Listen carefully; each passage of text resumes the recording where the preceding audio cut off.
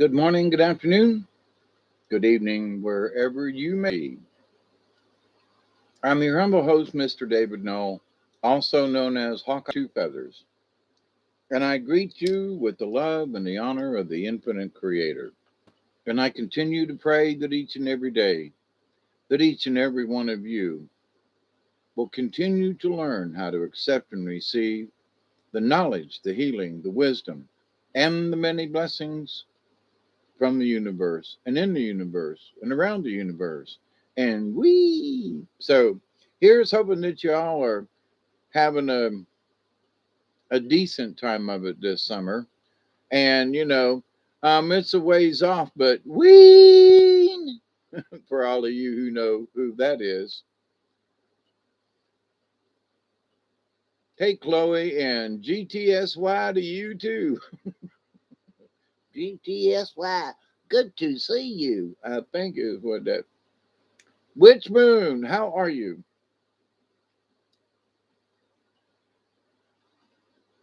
Ooh, little buggy things flying around and floating down from the sky. So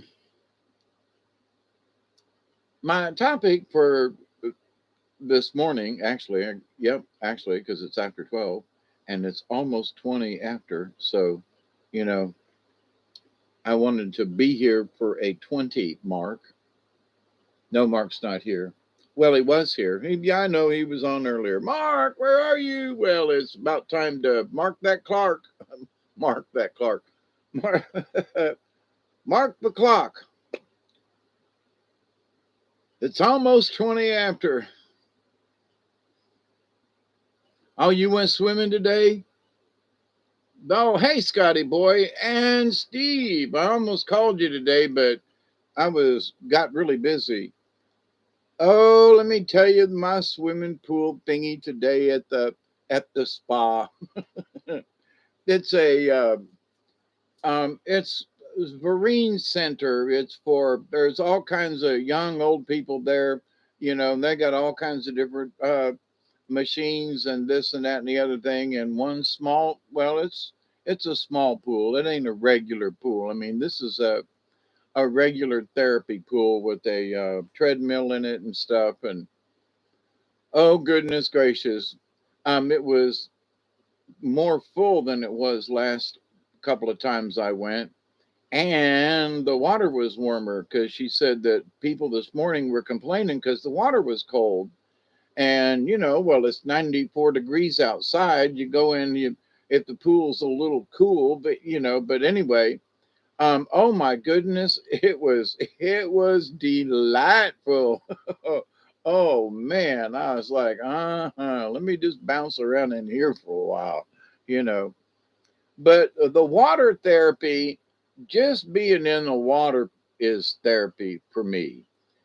And I was waiting on my instructor person thing, and I was sitting on the next to the bottom step going into the pool, just sitting there kicking my legs because one of the things that I want to be able to do again is be able to swim. And I could swim before the operation, but since the operation, yeah, my muscles are all kind of squooched and mooshed and whatever.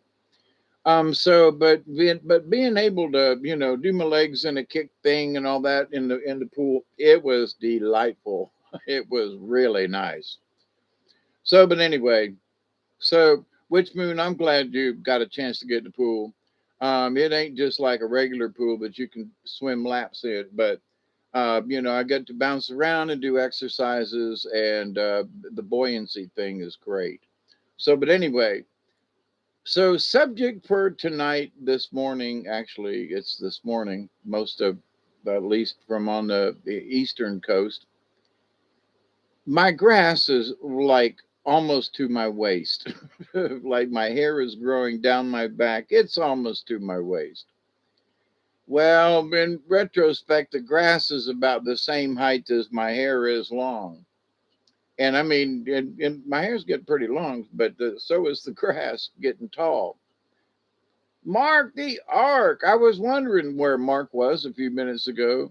Saw you at the tail end of the cosmic agency. Oh, I knew you had a great swim class that hit me today out of nowhere. Yeah, exercise in water is really great. It really is. And just being buoyant for me, the water therapy is just great. So I'm looking forward to my truck.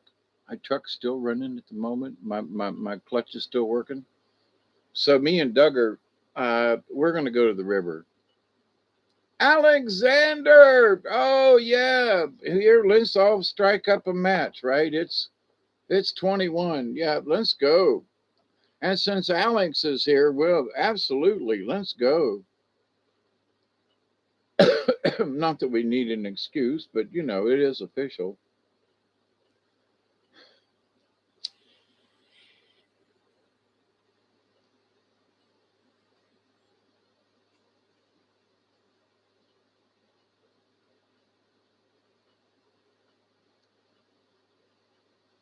So I got my little bass boat out there too, and certain things are being took care of. Um, I need a plug, rear end plug, so when you gets too much water in the thing, you can let the water out, but you gotta have something to keep the water from getting in, right? So it doesn't have a plug, but I figured out how to fix it. So anyway, but so in my tall grass situation, all right. So I'm walking through the grass and I'm kind of hobbling and sometimes I got my cane. The grass is so tall, walking with a cane through the yard just ain't it. Hey, Michelle, much blessings and hugs to you too, and little Nate. And so I'm hustling through the grass these last week or so. I mean, it's really tall. And the last few years I've been using the weed eater, which I have used now yesterday, and I couldn't get to it today. But the grass is so tall, it's like it's almost a danger for me to walk in it. Okay, because you try to. I can't lift my legs up high enough, and the grass is so thick it literally pulls at your feet. And and it's like holy mackerel here. So in walking through the yard, which I normally, I don't keep anything in the yard. I don't throw stuff in the yard, but there are limbs and things that have fallen out of the oak tree right up here, and there's hit the the the roof, and there's some laying out here along the thing, and I didn't know that they were laying in the grass. So my point about that is I'm just walking to Jerusalem, and I'm just having a funky good time, and all of a sudden boom down boom, and I'm headed for the ground. It was a stick that had gotten in that tall grass, and not being able to look down and see it well because of my stiff neck and my trying to keep my posture straight, not seeing the stick, just a stick, okay? But I tripped over it in the tall grass, which was a shaman's moment for me as I headed for the ground. And I went, oh crap. So it's one thing to keep the grass mowed, but it's another. It's like, yeah, but I just come through here like just a few minutes ago. So I know what my grass is like, and there's not supposed to be anything in the yard. And then next thing you know, you're almost flat on your face because you've tripped some over something in the tall grass. Now, what's that got to do with the shaman? Well, there are people who are going along on their shaman journey, on their path, right? And everything's groovy and they're still on the path. But the grass has gotten kind of tall. And because they're looking off to the side, it's summertime, and they're looking off in the distance and everything is groovy while they're going down their shaman journey path thing, whatever. And next thing you know, boom, they're flat on their face because something has distracted them. on their shaman journey. Something along in the spiritual sense, in that somebody said that this is good for you or whatever. And so, there are a lot of folks that are half my age, which would be, 35. That and I did similar things, but that you have to take all these supplements if you're going to live a long, healthy life. And I just want to tell you, I didn't take none of that mess. Okay. No power drinks. No, you got to have some of this. You got to grind up a bunch of stuff and drink squishies or fruities or whatever they're called. I say you shouldn't, but friends of mine who were had to take blue green algae and he got cancer, come to think of it. All these things you got to take and all these supplements. Now, I have taken supplements, vitamin supplements, B and zinc, and there are certain things you just need to have in your body. But so for all these things, now that I'm almost 70, less than 2 months, well, right at 2 months, I'll be 71. So even with my heart problem and my kidney problems and stuff like that, I'm in pretty good health. And it ain't because, if I'd quit smoking and had smoked 3 packs of cigarettes, my heart would be in better condition. But all of these things that they push for a healthier life, you just need to eat decent. Don't overeat. Be careful with the amount of sugar that you partake in. Be careful, you know. But oh, I gotta have these supplements. Oh, I gotta have monatomic gold. Oh, I gotta have this. Oh, I gotta have that. Well, I didn't have none of it, and some friends of mine, they're as old as I am, and one lady I'm thinking about is older. She's fit as a fiddle, and she ain't took none of that stuff. She takes her vitamins and eats healthy. So this business that, you gotta have all this other stuff to be healthy. And it's like, not really. To be healthy, you need to think healthy. You need to, exercise enough, whether it's just taking a walk every day or, every other day, depending on your schedule of stuff.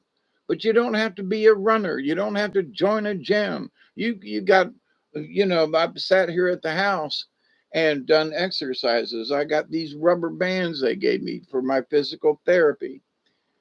Barry, you out there? I didn't know if I said hi to you. Hey, Scotty boy, I sat down and reduced my blood pressure today with my mind. Oh, I do the same thing, Scotty boy, and I did it in just a couple of minutes. I was like, holy crap, it's 139 over 90. And I went, nah. So I sat here and took a couple of deep breaths, turned the machine off, and did it again. And it was then next thing you knew, it was 120 over 80 something, and with a pulse rate of like 62. So, but yeah, I get it. Yeah, moderation. Hey, Kimasabi. Yeah. So, but anyway, but of all the things I've learned, my friends who have had more problems with me, they have, like to eat a lot of greasy foods and stuff. And some of them have drank too much. And and I used to drink too much and I cleaned up my act at about the age of 50 ish. But, so what is the secret to long life? Eat, take care of yourself. Do you need all these fancy stuff and to spend money on all these extra things and stuff? I don't think so. And the folks that are onto this monatomic gold, everything's the monatomic. And I'm like, oh, God Almighty, I should be dead because I didn't take none of that stuff. And I'll be 71 in 2 months. Hang on, wait a minute. But anyway, but here's the thing. That's what I mean by tall grass on your shaman path. Oh, you gotta take this. Oh, if you don't have this, you're gonna die. And it's like, wait a minute. Let's first off, let's review what you're doing to your body right now. All right. So folks are gonna, and I'm. It might sound like I'm picking on the monatomic gold folk. I'm. This is my example. So for today, it's going to sound like I'm picking on these poor folk, but I just, okay. Oh, but the Egyptians, okay. But what about all the other? Never mind. So the sales pitches. You're going to die if you don't have this stuff in your diet. You're only going to live another year if you don't get this stuff in you right away. And it's like, I think I said hi to you, Steve. There are natural things you can do that will help. Oh, there's lots of natural stuff. There's a lot of natural herbs and teas and things. And just make sure you don't overdo any of it, right? But the biggest thing is just like, I've just been careful with my diet. That's all. Um, don't like I've told y'all, I was almost 250 pounds, and now I'm 180 ish at the moment.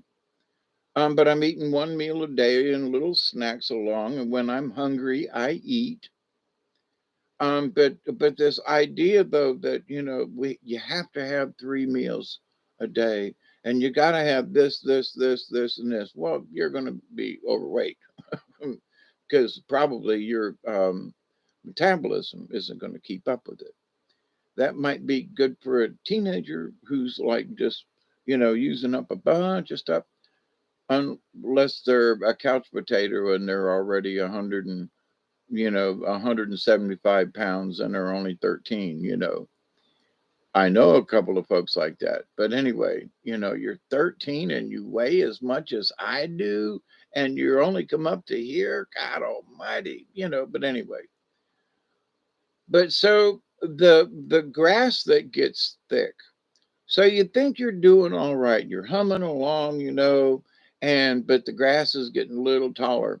And here's the thing.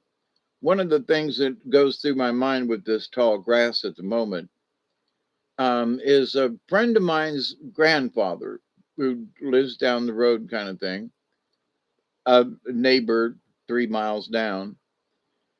But his grandfather died because he was walking out to the chicken pen one night. He heard a little bit of squawking and went through the tall grass because he hadn't mowed in a couple of weeks, and stepped on a rattlesnake. The rattlesnake bit him, and with his old age, he was in his 70s. In his old age and his heart condition, he was dead before they could get him to the hospital. So, I haven't seen a rattlesnake or anything around here in a long time, but there are snakes, there are moccasins. There are snakes who have been in my house. There are snakes who chased me, into the front door that one time. So there are snakes around. So in walking through the tall grass, I'm thinking to myself, it's my yard. I walk across here all the time. So on your shaman's path, you've walked through this journey before you. Maybe it's a topic for discussion with someone, and you're talking about spiritualism, and you've had a couple of really nice spiritual, things happen to you, and some aha moments, and you're feeling good, and you're walking along the path, and next thing you know, the grass is up, and next thing you know, you stepped on a stick that you think is a snake, and you about kill yourself. And but or the like what happened to me in the yard, that stick tripped me up in the tall grass. The tall grass is enough to trip me already, but a stick laying down that I couldn't see, murder. And so trying to walk in the same place. But then I was coming back from going over to the boat. I want to go fishing so bad I can smell it, and the boat's out yonder. And if I want to do anything, I got to walk out to the boat, right? And it's a lot of tall grass between there. So I'm walking back and forth, but I stepped on a fire ant bed. Didn't know it, couldn't see it, kind of kicked it as I was going through the tall grass. And by the time I got to the house, I could feel them little buggers biting on me. So I shucked my drawers and my shoes outside immediately, so almost butt naked. Well, my butt was naked, but couldn't see the fire ants. And I had bites all over my ankles and legs, and and so that's dangerous. So, you know, literally walking through the tall grass here in my yard and then walking through the tall grass on your shaman journey. So, okay, so what could get you sidelined? Well, there are folks that want to present things to you like, well, I heard this new person and they're talking about this and that, and you should go listen to them. Okay, they ain't nothing wrong with that. Y'all listening to me, but sometimes some of the folks who are talking about things, and I don't have anybody in mind, I ain't picking on nobody. But some of these folks are just starting to have their aha moments, which is good, don't get me wrong. But what happens is you're listening to their story or to them. Like I said, nothing wrong with it. But it puts doubts in your head. Something is like, well, wait a minute, what about this over here? Now you can have doubts about spiritual things all the time. That's how you learn. You go, well, all right, universe, what about this? So, and hopefully you get an answer. Sometimes there's just a silence. Um, and here, the sounds of silence. Yeah, now I got Paul Simon in my head, and Paul Simon, Paul. Anyway, um, so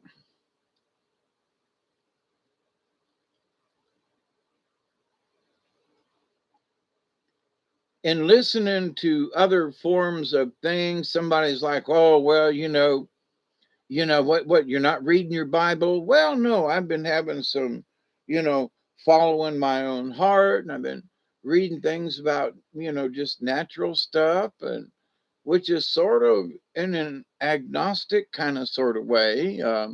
It is spiritual.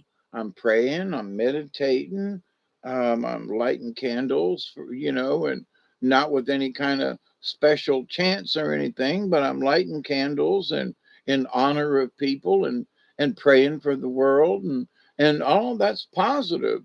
And then so well, if if you're not reading your Bible and if you don't have Jesus in your heart all the time, and if you ain't talking about Jesus every other sentence, and if you're not patting that Bible and then so then you start, well, I used to read the Bible and I used to, I still believe in Jesus, and I'm saying this myself. I am a warrior for Christ, and I still talk about Jesus, but I am not a Bible thumper. So for them folks, I mean, I a, a person I won't mention, but was close in at one time with me, was all in and doing really well with Native American stuff, and she was having these epiphany moments in the Great Spirit, and then all of a sudden she quit going to powwows, and she went back to her Bible. Now everything's the Bible this, and if Jesus didn't do that, and then blah blah blah blah blah. Holy crap in a bag! You went from learning about a higher level of thinking. You can still bring Jesus with you, but she dropped everything of the higher thinking and brought, in my humble opinion, she brought her spiritualness down because it was only the Bible. Well, if the Bible doesn't say it, well, then it can't be true. Yeah, but what about the Great Spirit? Well, but Jesus didn't talk about the Great Spirit. And the Old Testament, blah, blah, blah. Wait. Throw the Old Testament out. Because when Jesus came, he came to forgive us of our sins. And wait a minute. So why do we get baptized? And why are you going back through all this stuff? And I thought you had transformed yourself above and beyond. I still got Bible right over here. I still read it when I need to. But this idea that wait, I'm going to give up the everything else that I've learned to bring myself back down to only the Bible is my point. Wait, where was all of that? You know, oh my God, all that goodness, and you were putting out and all this energy, and you were getting it from and oh yeah, but Jesus and the Bible says and um in my humble opinion, she lost her spiritualness because the Bible don't teach about spiritual. And the Bible talks about this and that, the other thing, and the right hand of God, and we all got to worship, and we all got to bow down, and we all got to do. And it was like, hang on, I thought that you had started to lift yourself up from that. Mm-mm. Have backslid all the way down, and so I don't, I think the grass got a little bit too thick. And what I mean by that is that peers, the folks she was hanging around with, were not the Native American folks that hey, Miss Pearl, not the Native American folks that she used to hang around with, who were walked in spiritualness. I've met some of these ladies and the men too, and they walked with grace. I mean, they really did. They were just the consciousness of the Great Spirit, and that what they're doing, and their goal in life, and how that they treat. So just in walking around, they exude this spiritualness. Where folks who thump the Bible, in my humble opinion, the ones that I've met up to this point, they don't exude nothing. They're just whatever. And so I hated to see this person backslide to that degree where she was not exuding anything. If anything, negativism. Because, well, if the Bible don't say it and this, that, and the other thing, Lord have mercy, what's something on my back? It was gooey. That was weird.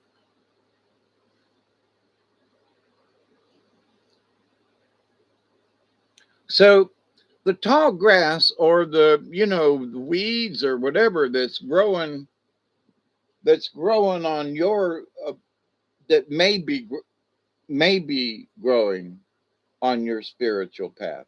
Okay. Sometimes there's a pothole and you just trip and fall. And like I did in the yard the other day.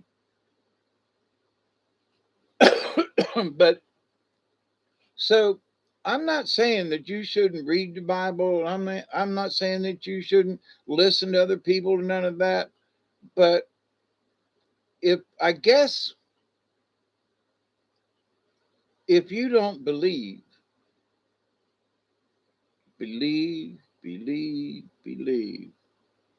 in thine own self be true, that you've made it down your spiritual path far enough and you go, well, I don't know. Ain't there something else? Well, depending on where you've reached, how far you've come on your path, if you're not walking too fast and you're looking in the distance, you can see, when I went out west to, when we were in Wyoming and Montana, if you've never been out there, you can see the Grand Tetons and all along out there, and you drive and drive and drive, and you never get there. I mean, it's like you're still driving the next day, and you still ain't got there, kind of thing. But they're off in the distance. So my point is that you can still see them mountains off in the distance, and that's your goal. That's where you're headed. You're going to a sacred mountain to talk to the Great Spirit and to have a powwow with him, like deer and like the fawn. That still is one of my favorite stories.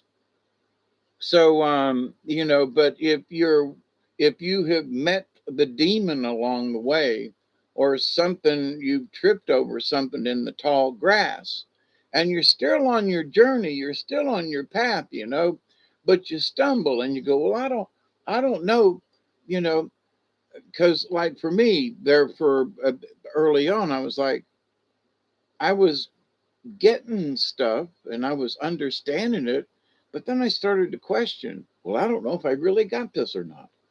Well, then my spirit guides would go, you got this. Just chill. Just take a chill pill, relax, throw your feet up, and just ponder it for a little while. Yeah, but I don't know if I got this. Let me go out here and look around some more. And the gals are just going, holy crap. There he goes off on a tangent again. Dave, where the hell are you going? Well, I don't know. This might not be the right answer, and I better go check over here. And dude, we've told you that you're on the right track.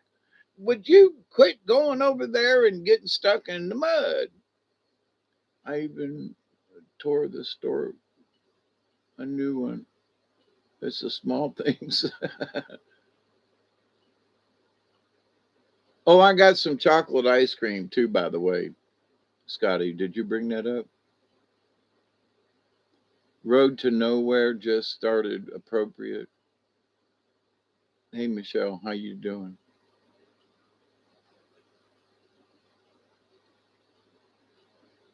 Yeah, we used to have the old crank stuff. Well, are we on talking about making ice cream again? Anyway, and not a bad topic, I might add.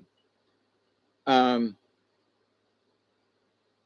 but so tall grass on your path. There are people that got short grass on their path, and they still trip on stuff.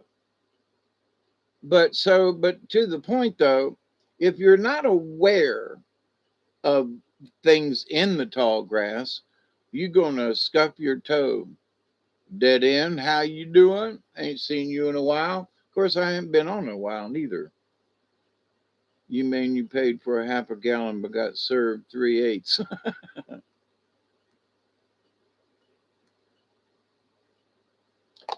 So, um, it's like there's a certain YouTuber that we all know, a lot of us do anyway, and shall remain nameless, but goes from topic to topic to topic to topic to topic.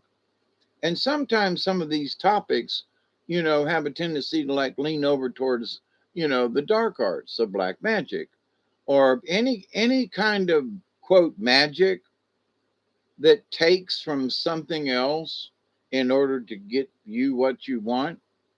If you have to force any issue, with the universe and is, you know, uh, uh, you want somebody to love you, you want this, or, blah, blah, blah. How about you can send prayers out and there ain't nothing wrong with lighting some sage and doing a little drum and something, and, whatever, lighting a candle. Um, but, just asking the universe, show me how to do this. Give me a clue. Give me a sign, rather than asking the universe, you will you will send me $500 or I'm gonna get this or whatever. I just, there are times when I needed $900 and I just asked the universe, I need help. Please help. I don't know how I need it or but I got this issue and I need help. And it came in, oh my God, it came twice. Without me having to ask anybody in particular, it came to me. And I mean, it was like almost $2,000. I only needed like 950, but I ended up with almost 2 grand at the end of it. And people was like, "No, you need the money, Dave. No, no." Now I have helped and paid back on that, not to individuals because they wouldn't let me, but to other folks and helping them. And it's a nice feeling to be able to help somebody else when they're swimming and their stuff is up to here. I mean, I almost lost the property twice, but this one particular time, But anyway, so but with that said though, um, the tall grass can hide many things, And so you're walking along, and if you're not careful, the grass will get too tall. Now, for me, me and my bad back, which is getting better. I had to crank up the weed eater, and I'm making progress. So a little bit at the time, but in the meantime, though, that path can get overgrown, and we think, oh, we're doing all right, when actually we almost stepped on a rattlesnake in the tall grass. We just missed it, and it's because somebody tried. I'm using the gold thing again. Oh, you got to have monatomic gold. Oh, you have to go through all this process. Oh, you have to do all these things because that's the only thing that's going to keep you healthy and live long and all this other kind of stuff, when not necessarily. If you just take care of yourself, you know. So folks throw up, oh, I saw this really good invention on the TV the other day. It's some kind of supplement going to make you strong and build up your body and do all these things and keep you healthy. And well, if you just get your fat ass up off that couch and quit eating all them Doritos and that, and that stuff, and, do a little bit of something for yourself, that you too can be healthy, you too can live, so that's the weeds that get up, right? That's the sidetrack. Oh my god, but my friend says this really makes her you feel better. Okay, but here's the thing. Oh, this makes me feel better, and if I don't have this, my life is going to suck. And all right, well, I've went through changes and stuff and taken things. And but the bottom line is that if you just stick with a good, decent, basic program, you're probably going to get by just fine. Do you need all these expensive things? Here's the thing. Does your brain have to go through this? Now, take your supplements, take your vitamins, take your zinc, take your magnesium, take your supplements. Absolutely. Vitamin D. Oh my God, it is so important. And you know what? I haven't taken any this week, and I need to. Oops. I got to get one of my pill bottles filled. Um, I need to check that. Oops. Vitamin D. But anyway, so there are simple things that you can do for yourself spiritually, like just smiling. Well, today was really crappy. It was hotter than hell, and and the dog was, being a turd knocker. And calm down, calm down, Doug. He liked it. Almost breaks the window. Boom. Calm down. We've had deer in the yard, and this almost sounds like a deer bark. They're out there by the, not far, maybe 200 feet away from the house.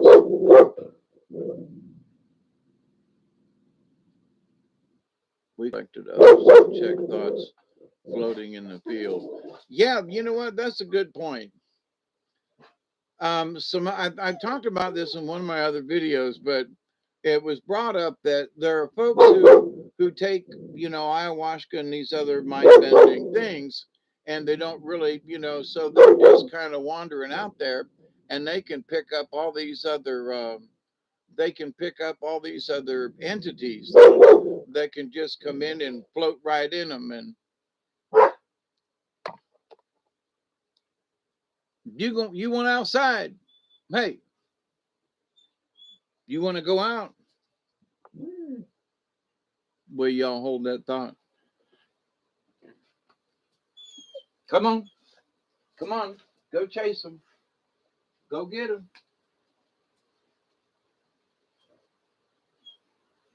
Go get them.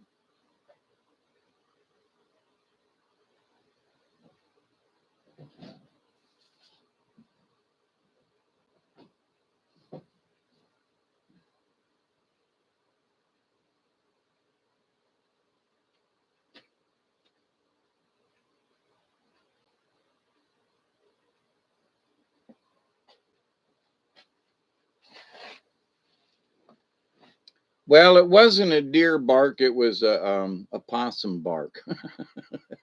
You know, I don't think it was an armadillo. But anyway, the deer have been walking. I mean, I could look through the windows up, sitting here, and holy crap, there's a deer and that a doe and the fawn again. And Duggar starts barking out the window this way the other day, and I mean, he's really getting after it. And there stood a buck, nice size rack. And then yesterday again, spotted the deer coming down the hill and watched him, and Duggar's going crazy, and then sitting here doing whatever I was doing, and then looked out the window and noticed they was headed back up the hill again. And I'm like, I don't know where these deer are going, but they're right here in the yard. But anyway, and not just once a month or whatever. Me and Duggar are spotting them twice in one day the other day. So, but anyway, in the tall grass because my dogs wanted at the same time. Yeah, I'm so over trauma. I cleared it all. I refuse to hunt down trauma. Screw it if I need to clear it. You bring it to me.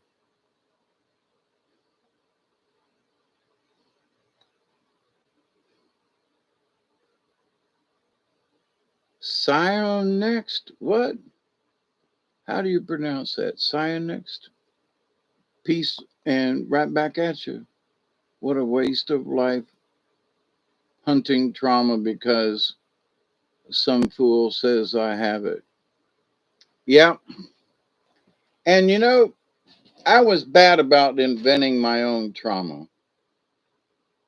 So there were times when I actually should have been doing all right. But because there wasn't some kind of trauma in my life, well, it's going too smooth. I had to create trauma. We go looking for stuff that's, yep. And for me, there were things that I would worry about. Well, I need to go see somebody and maybe I should call them and I don't know, we left on a bad note before or maybe they didn't understand me or whatever because I was, back when I was doing theater and things, you say something and people will misunderstand it. And, oh God, there's a fight and this person gets into it and there's emails sent and stuff and holy crap. So the amount of politics that has to be done when you're doing a show as a director or even sometimes just as an actor, to try to keep things smooth within the cast and everything. And so I used to in the old days let the drama turn into trauma, which ruled me, so I couldn't learn my lines and whatever because I was so involved in the trauma of the drama that wasn't even part of the show. You know what I mean? So when started learning how to put the drama and that trauma that it creates in its own place, things went a lot smoother. Trauma has two parts that are unresolved: a life unlived and a life unforgiven. Well, I would argue a lot dead end. There's more than 2 points to that, but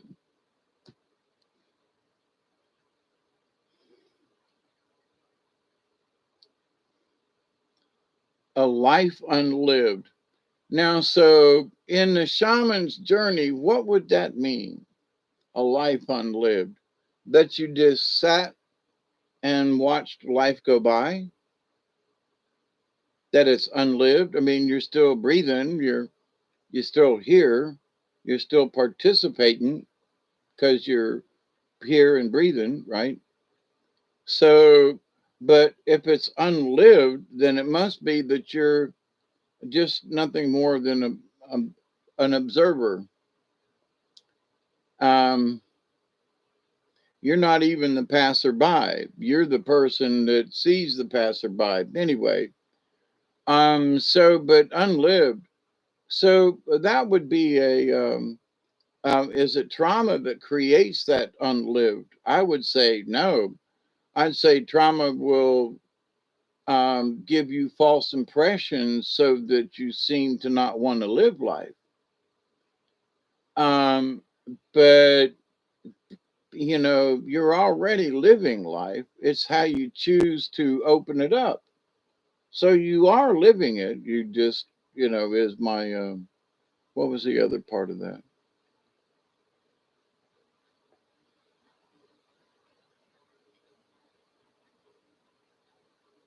I have forgiven, says Chloe, but I do have an unlived life. It's a choice. You choose, hold it or release it. Absolutely, or don't even grab it in the first place, Scotty boy. That's one thing that I learned it's a good 6 or 7 years back now. And I've talked about this. You do not have to accept it. Somebody sends you a letter and, oh, you're such an ass wipe and this and that and blah, blah, blah.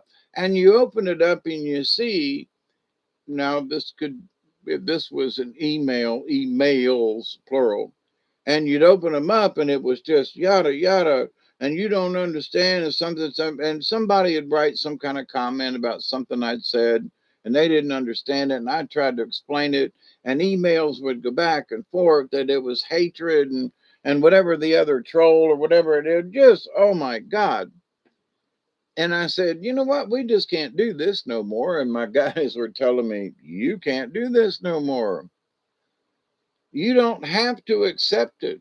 Yeah, but they sent it to me. I need to read this. And I'm reading down and having been in theater so many times, you look for critiques. You want to improve, right?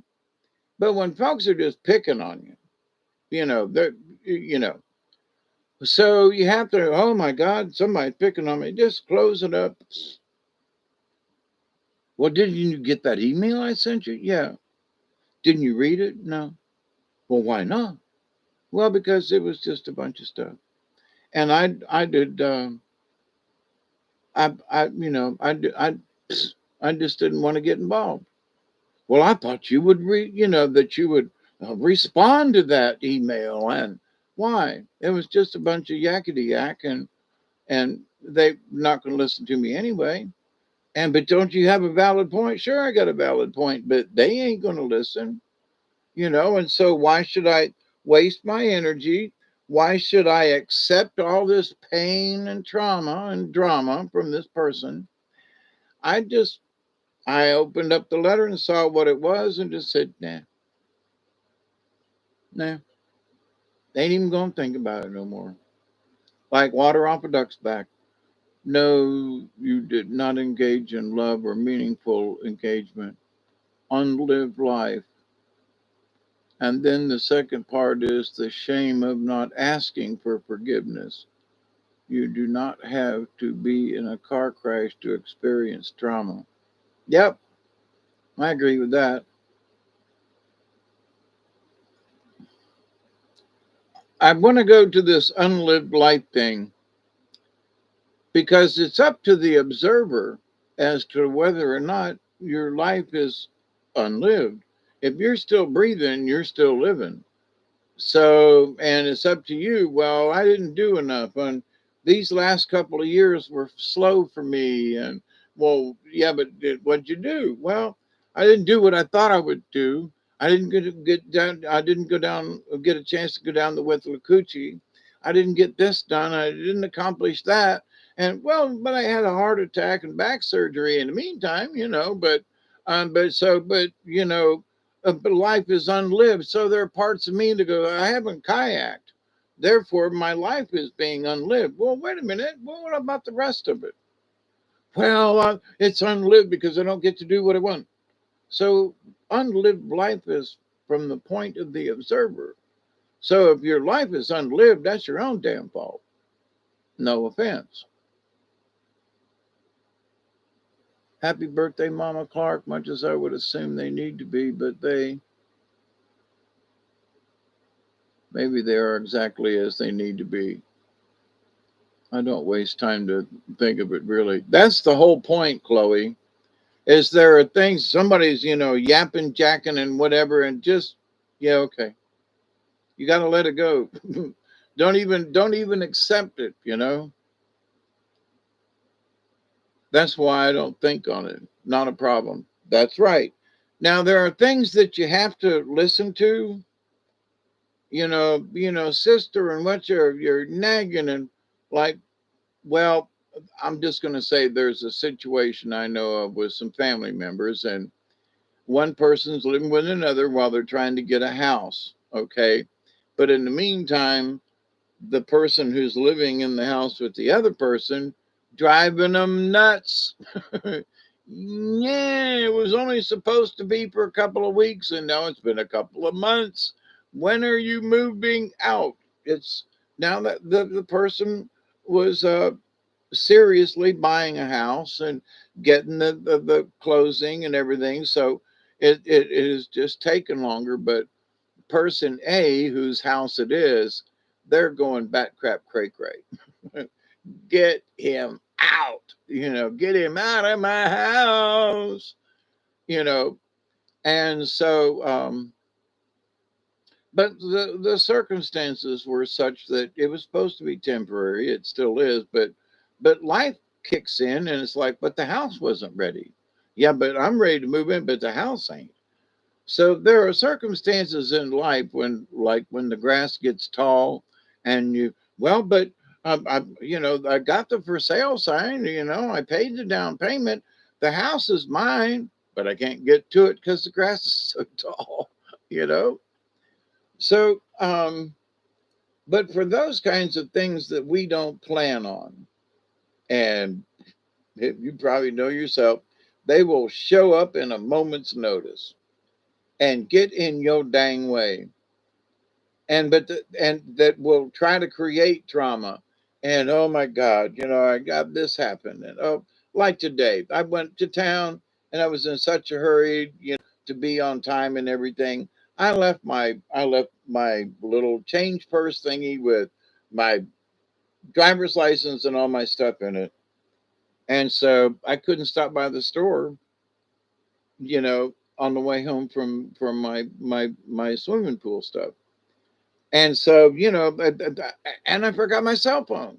And I was like, son of a bitch. Yada, yada, yada. Yeah, yeah, yeah, yeah, yeah. So finally, and it didn't take me long, which is good because normally this would have really messed with my day. So I was like, doggone it. I'm out of milk. I'm the last pack of cigarettes. I'm almost out of this and that. I had a loaf of bread. It's just minor things, but because I buy for a week to 10 days. And I was like, doggone. And I forgot my license. Just my luck, man. I'll get stopped and carted or some shit. Oh, man. And so, and as soon as I started down that line today, this afternoon, I was like, nah, you know what? I promised Duggar, because he hadn't had a ride in a truck recently since my operation, right? 4 months. And so he's been wanting to go for riding the truck. So I was like, you know what? I'll just go straight home and hope the sheriff don't stop me. I'd like to get a drink, but I'll just wait till I get to the house. Ain't gonna fret it, you know. Came home, sat here for a little bit and looked at Duggar and thought about it. And I was like, come on, let's go for a ride. He was all happy and jumping in the truck and all. So, you know, what would have really pissed me off beforehand of my driver's license and no money and blah blah blah, I just turned it off, came home, smoked a bowl. Tucker and I got in the truck and went for a drive, had a pleasant drive, and he got to look out the window and everything. So he's He's going with me now. Yeah, it was extra mileage and whatever, but Duggar got to go for a ride. So, in thinking about how I reacted to the driver's license thingy today, I was like, I'm driving home and I'm like, dude, man, a couple of years ago, you'd have been slamming shit around. You'd have been hollering and screaming and cussing, and you didn't even. I think I said, oh, shit, I left my wallet at the house, God damn, okay. And that's as far as it went. It lasted that long, what, 5 seconds? Whereas before, yeah, I would have been mad the whole afternoon. So we can learn.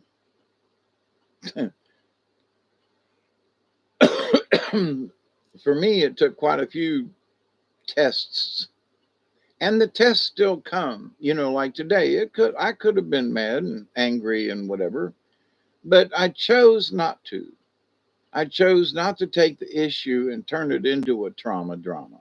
Right, trauma drama. That's a good little trauma drama. Yeah, or trauma drama sounds better. Anyway, so we create these things or we don't, and other people can send us bad vibes and how come you didn't do this, or you said you was going to do something and blah blah blah blah blah blah blah. Now if you have failed to do something that you said you'd do, then no offense but shame on you.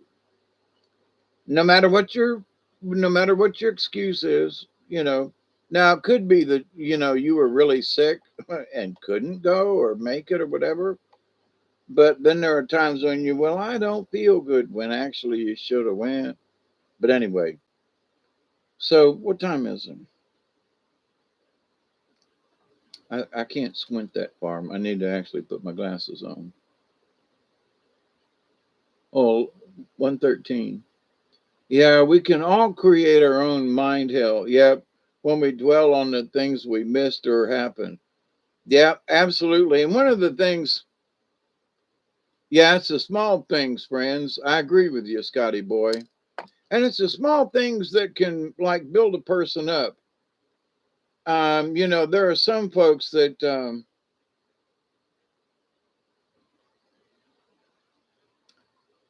that we just need to pat each other on the back, send 7 minutes away from takeoff. Okay, I still got some. Um, Dead End says, there are things I cannot forgive myself for. Me too. And it torments me in dreams. What I did was to abandon my children. I've done similar things, Dead End. In fact, when I did a video a little while back here about, that I was a crappy parent, in certain ways I abandoned my children too. But here's the thing: you gotta just drop it. If you haven't, if you've asked for forgiveness, you can say, "Well, it's something that I cannot forgive myself for." Okay, you can ask the universe. Will the universe forgive you? Because that's what I had to do. I was like, okay, I think what I did with my children was appalling, and there's no way I can ever be forgiven. And the universe says, but you cannot carry this. This is stupid, because you can't do any good for anybody else because you're always carrying this burden. And so it's like, from this point forward, I'm just going to say I have carried this burden long enough. How much suffering do you need? And the answer for myself was, I'm still guilty of what I did, yes. And here's the thing, I acknowledge it. Okay. I acknowledge that I fucked up. Period. Yes, I messed up. Yes, I did wrong.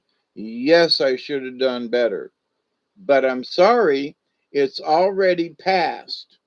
It's over, it's done with, and I have tried to recompense and so forth. It was useless. And so to the universe said, you've done enough to try to make up for it.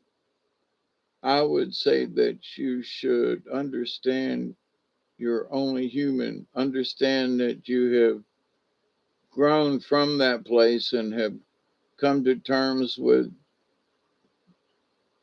that's something you wish you wouldn't. Yeah, absolutely, Chloe. I agree with you because that was the point I had to reach.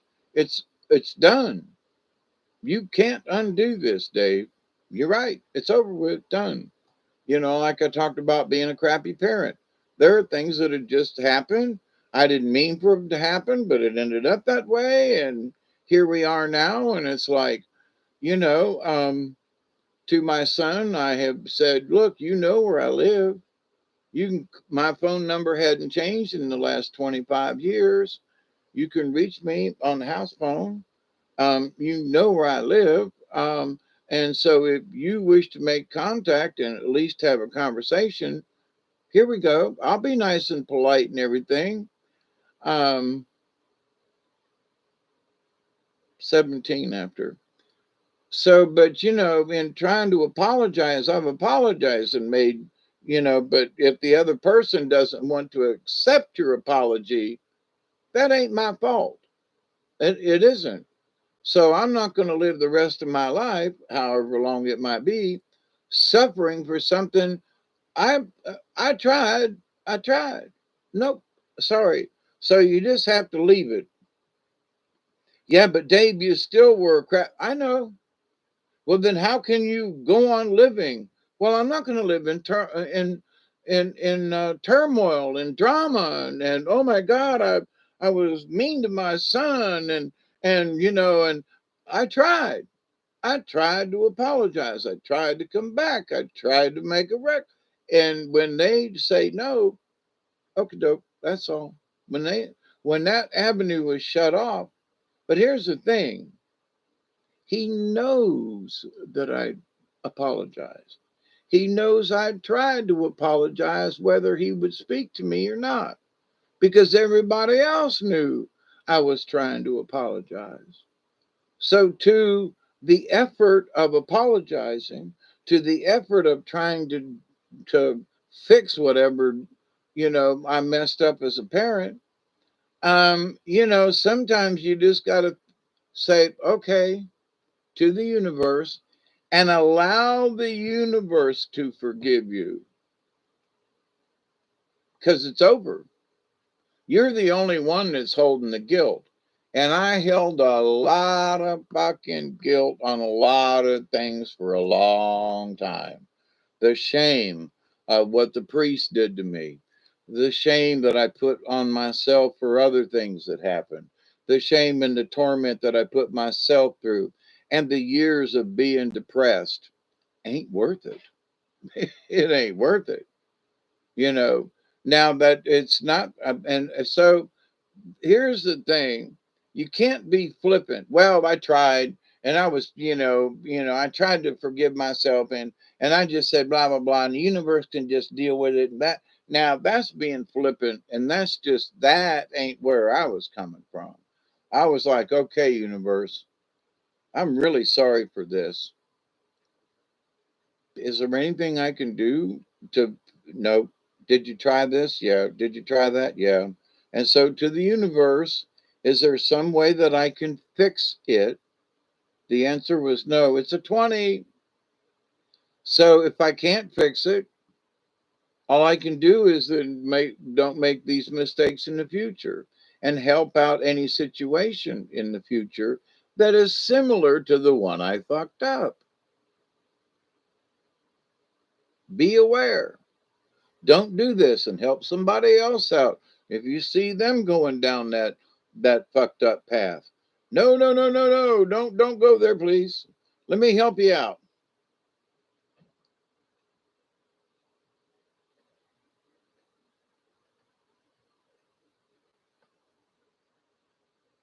Wow, thumps and bumps in my house tonight.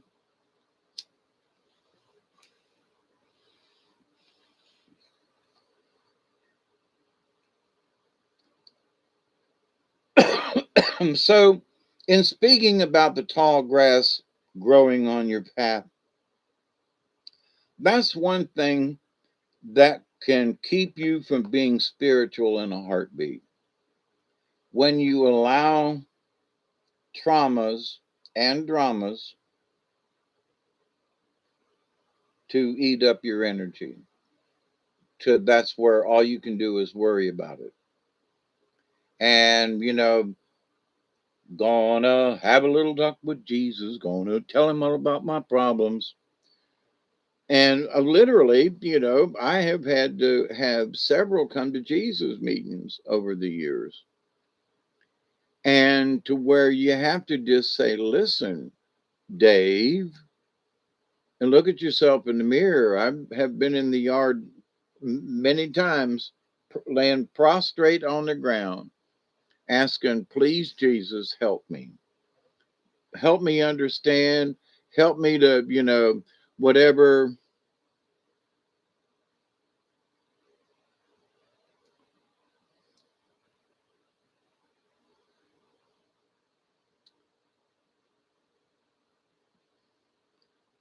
We can ask the universe to help you with your dreams, dead end. And I there are some dreams that are like movies. And so if you're in them and you know that you're in them, then take the observer point of view and take one step back and watch that dream go by.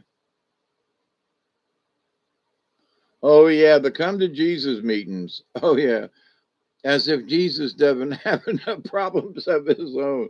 Right. And that's one of the things that I learned, Scotty boy.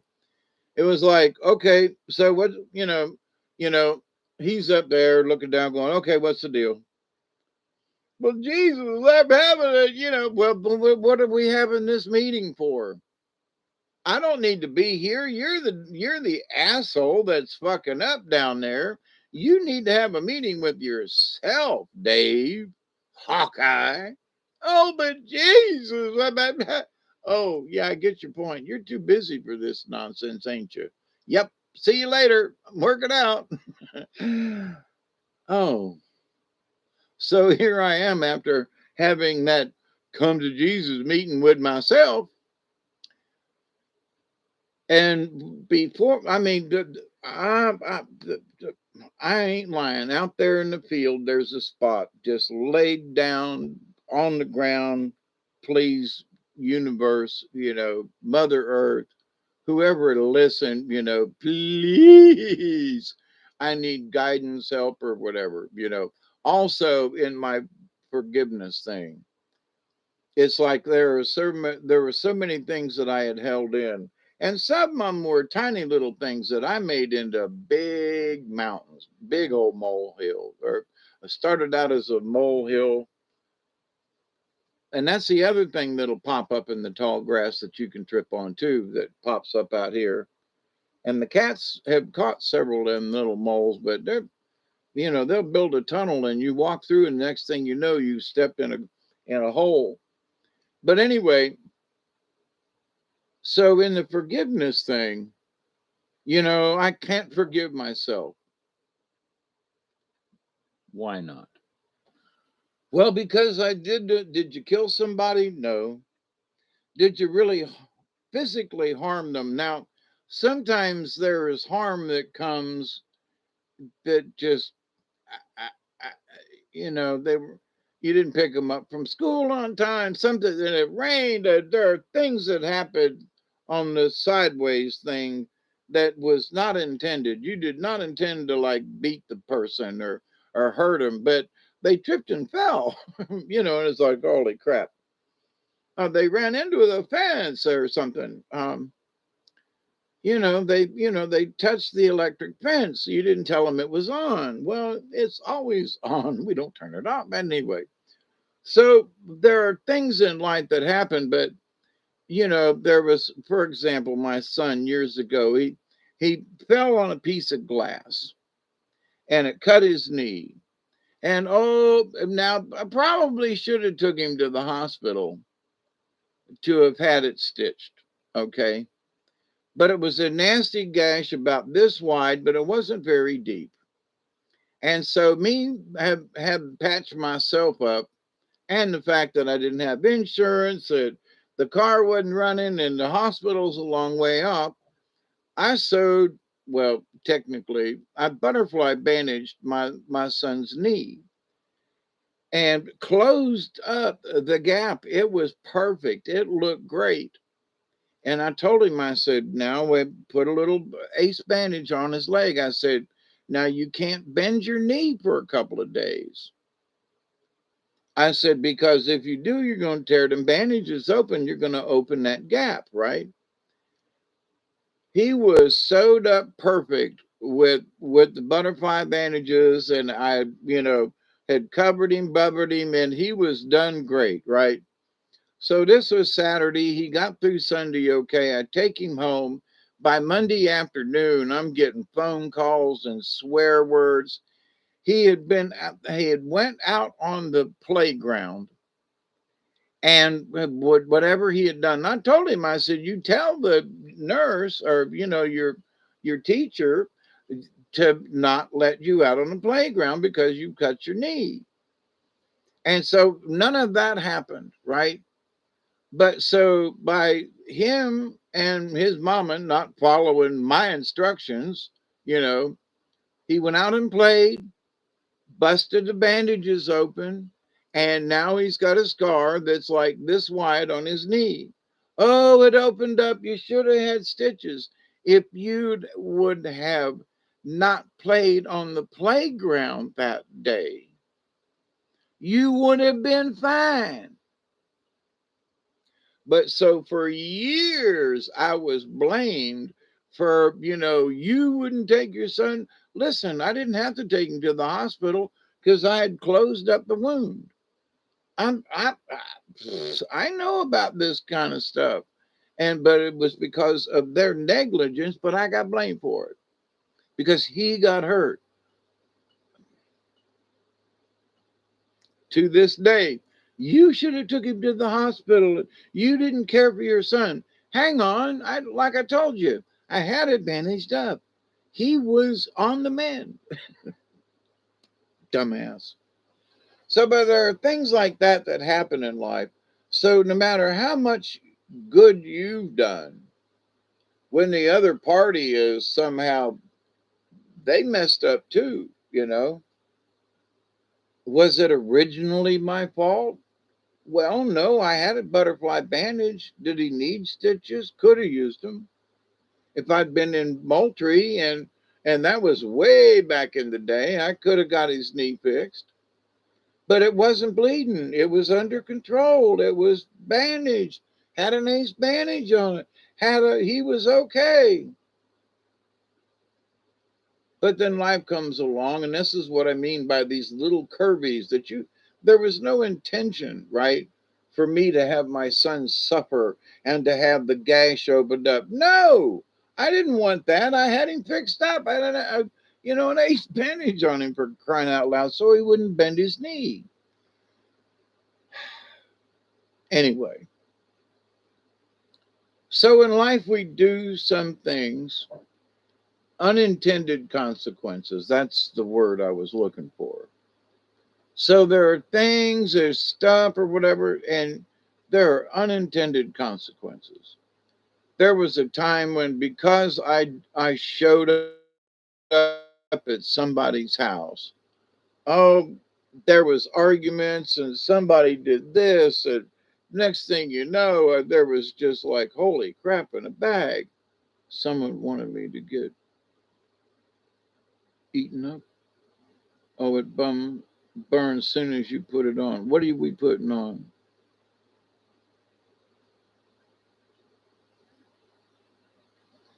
Yeah, Scotty boy. Well, it was in a precarious place to where you bend your knee, it would have opened the cut, and it was about yay long. I mean, it was a good sized cut, and it didn't bleed a lot. But I've got stuff. I got bandages here. I got stuff and I could sew you up back together if need be too. But But anyway, the unintended consequence, if he'd have just not played on the playground that day, it would have been fine. But I got blamed for that scar on his knee, and he still got it. So, and I want to look at him and say, that scar is a reminder of your own freaking stupidity, boy. That's what I. Oh, but it reminds me of when you should have took me to the hospital. Oh, it reminds me of when you were a dumbass. you know, come on, pay attention. It might depend on the type of super glue. Oh yeah, that too. Yep. Yeah, that can't be helped. Yeah, and see, that's why I had an ace bandage on him with a piece of cardboard underneath his knee so he wouldn't want to bend it. I said, just walk stiff legged for a couple of days. Oh, what do the kids say in school? Listen, son, I had a leg in my cast and I walked around for a fucking year. I'm asking you to do this for 2 days. Good God Almighty. But that's the Gemini in him. But anyway, and he don't talk to me anymore, and I don't get to see my grandson, and there's a lot of woe is me in there. But I had to just let it go. I still love him over there, and I'm sorry for the pain and supposedly torment I put you through. Yes, I did some goofy things, but you have to understand too, I had some severe head bangs, and I was literally drooling and having seizures, and I was having issues. So not being able to think straight, period, on a day to day basis, I did some dumb shit, and no. Well, there was an excuse. I had been severely hit in the head, and my brain power my was not working correctly, and I made some really stupid errors. But at least give me the credit to say, listen, I'm off all those medications. I've done a lot of therapy, and I've done a lot of soul searching, and I'm on a shaman's path, and look at me now and the changes that I've made. I am not that person anymore.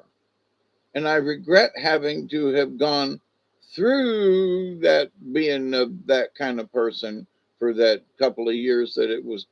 I hate that I had to be go through that myself. And I hate that you had to witness it, that, oh, he was always okay. But look, here I am now at this point, and I have made these changes. Do I get any credit for that? No, because you hurt me 30 years ago. You left a scar on my knee. You treated me badly back when. Yeah, but I was an alcoholic, and I was having bad medicines, and a lot of shit was going on in here that wasn't my fault. But you can't be a man enough to say, wait a minute. So where am I going with this? Sometimes, no matter how much you try to apologize, no matter how much you have changed or done whatever, there are people that have just set in their ways, and that's that. So then what do? You got to let it go. My come to Jesus meeting was, what else can I do? And the answer was nothing. But what if you tried that? But what if I tried this again? No, it didn't work that time. You actually tried it 3 times, and all it did for every time you did it, it just made it worse. So what do? Nothing, because now you have to be honest with yourself. And did you do whatever asking for forgiveness that you did? And maybe you say, well, I did something bad, so then to a child of mine. Well, if they won't accept it, they won't talk to you or something, something, something. Okay, so then you do something nice for a child that you don't know. How do you forgive yourself? By doing a random act of kindness, or Maybe it's not random. Maybe you choose. Maybe there's a kid in the neighborhood who needs something and you choose to go help them. Or maybe there's a kid at Sunday school, whatever it is. So if you can't help your own child and you can't make amends with your own child, then you make amends to the universe and you use somebody else's kid. I, you know, because it shows the universe that you're serious about your forgiveness. I'm really sorry I did this. And if given the chance, I would fix it. So you see an incident with another child or something, and you go, "Oh man, I can jump here. I'm still alive. I raised me well." That's a good Steve's what or any other ones. My 68 years. Yeah, I don't want to remember them either. I can if I need to, like, oh, that scar right there, that's from something something.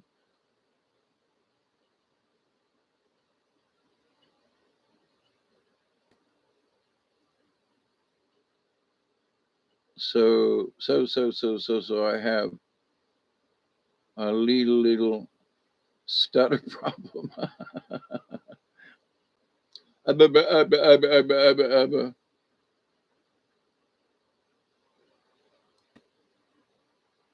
You only black out with the rains. I know that I have broken my right arm 4 times. Holy crap. Yeah. Oh, wow. Is right. Wow. Ooh. Hmm. I've had cracked and broken ribs all down one side, and I can't remember which which side it was. I think it was my left, but playing football. Had my leg broken in 4 places, and all those years of being in corrective surgery and cast and all of that, and a lifetime of limping, you know. I've had, the operations on my neck. I've had a pretty decent run there from after I got over these, to, uh, well, I guess about 60. So about 10 years ago.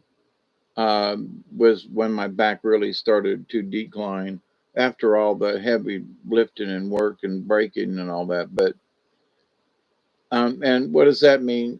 So on my path, there are physical things that happen along the way, and I bring it up because today I looked at Duggar while we're riding down the road from the store, and I go, truck's running pretty good and it's shifting gears, and it's time for me and you to go camping.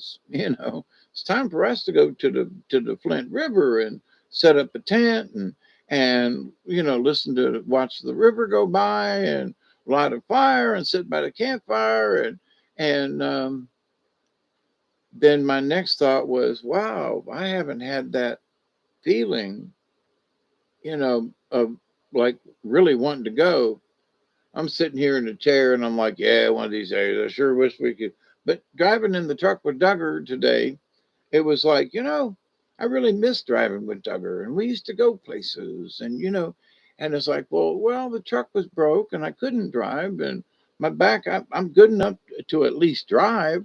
So we don't have to stay home and just, um, and so just getting out and driving to the store and back was like, uplifting, you know, after being forced to sit and have other people drive for you and take you places and now so even though it hurts and even though I am not pain free, I'm pushing it, you know.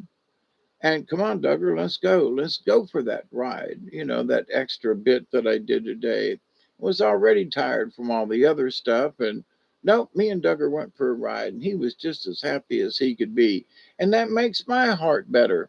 So even though the grass is thick, literally, you can still go for a ride and get some chocolate ice cream, which is what I did. But anyway, so in the shaman realm of things, so what do? So you can read spiritual things, and there's somebody that I know, and I love her to death, I do, would always send me these little perfect little sayings.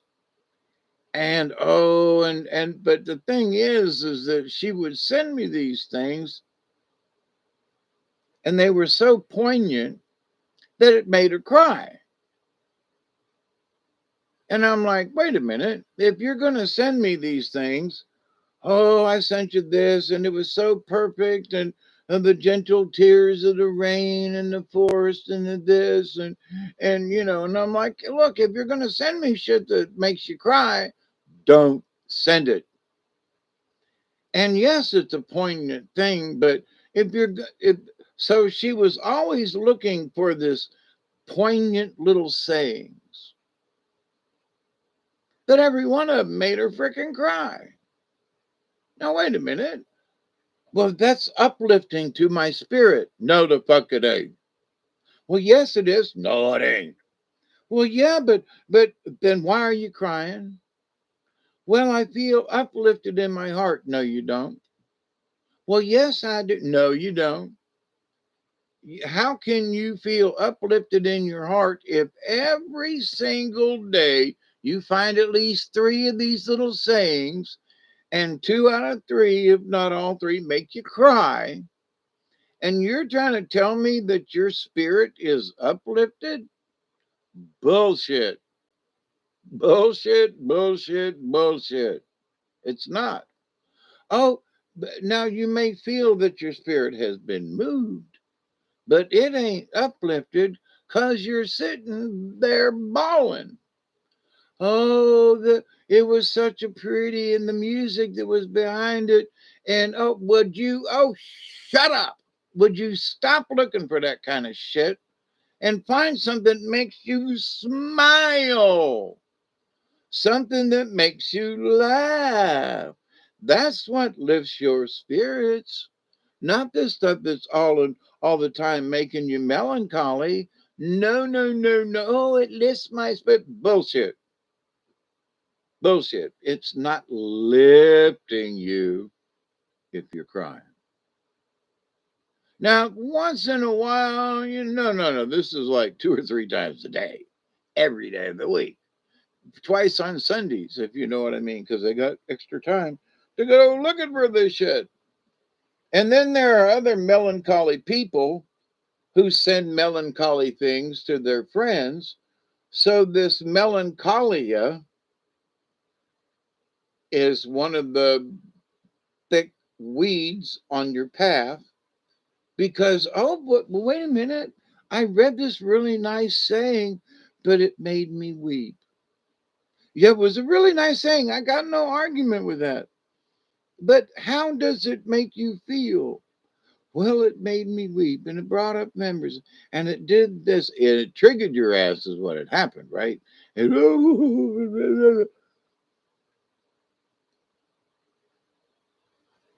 you're in a now, I used to be in this position, so I can talk about it.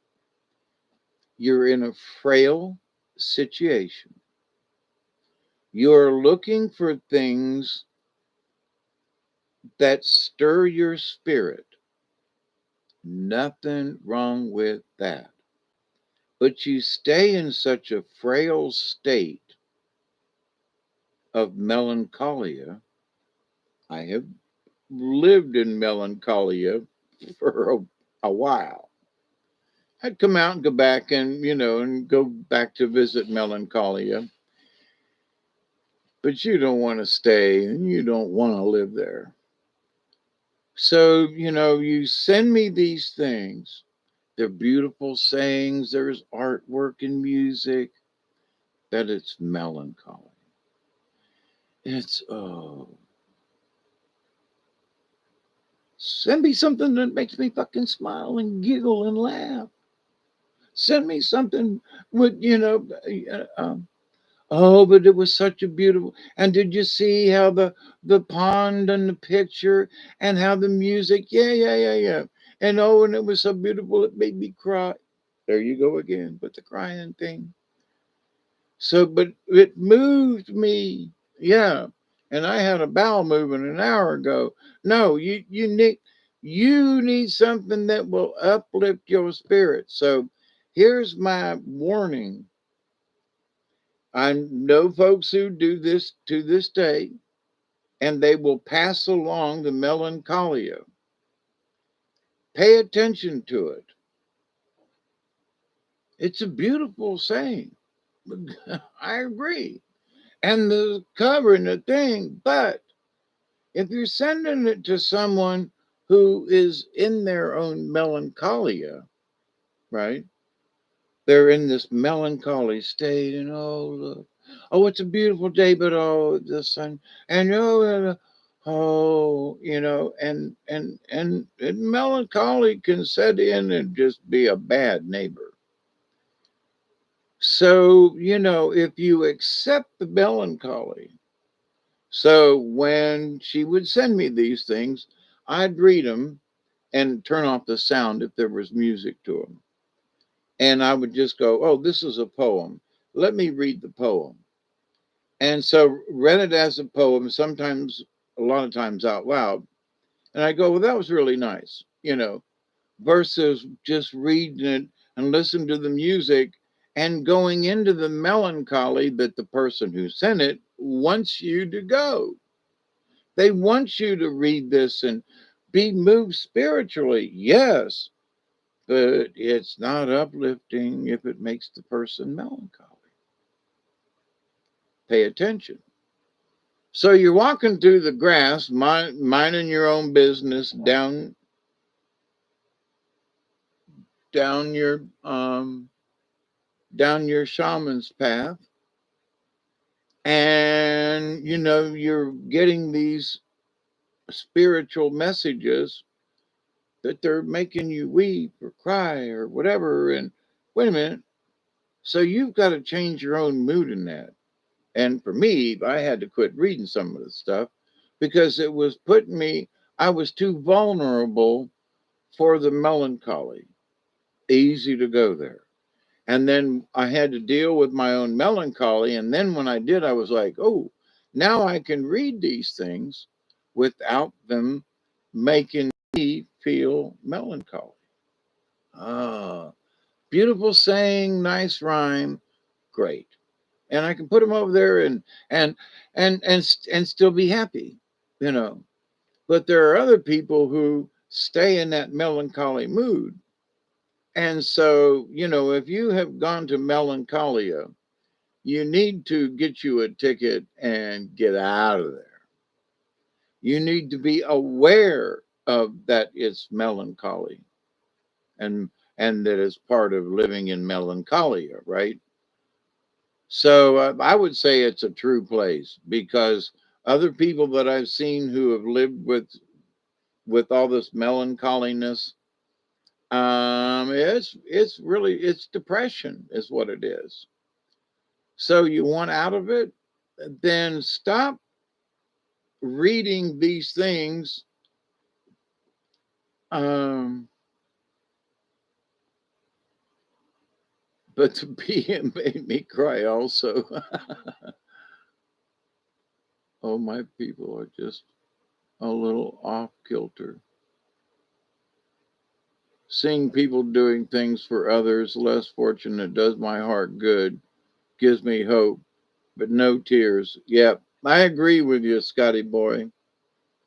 And I've noticed too, even in a small town, and I don't get out much, but I've seen people do some wonderful, not just little things for people. Like for me, I got 20 things in the basket. It's going to take me a few minutes to go through the line. There's somebody that comes in behind me, got 3 items. I let them go by. Now somebody else comes up, they got 4 items. I let them go by. There's somebody that comes up with 6 items.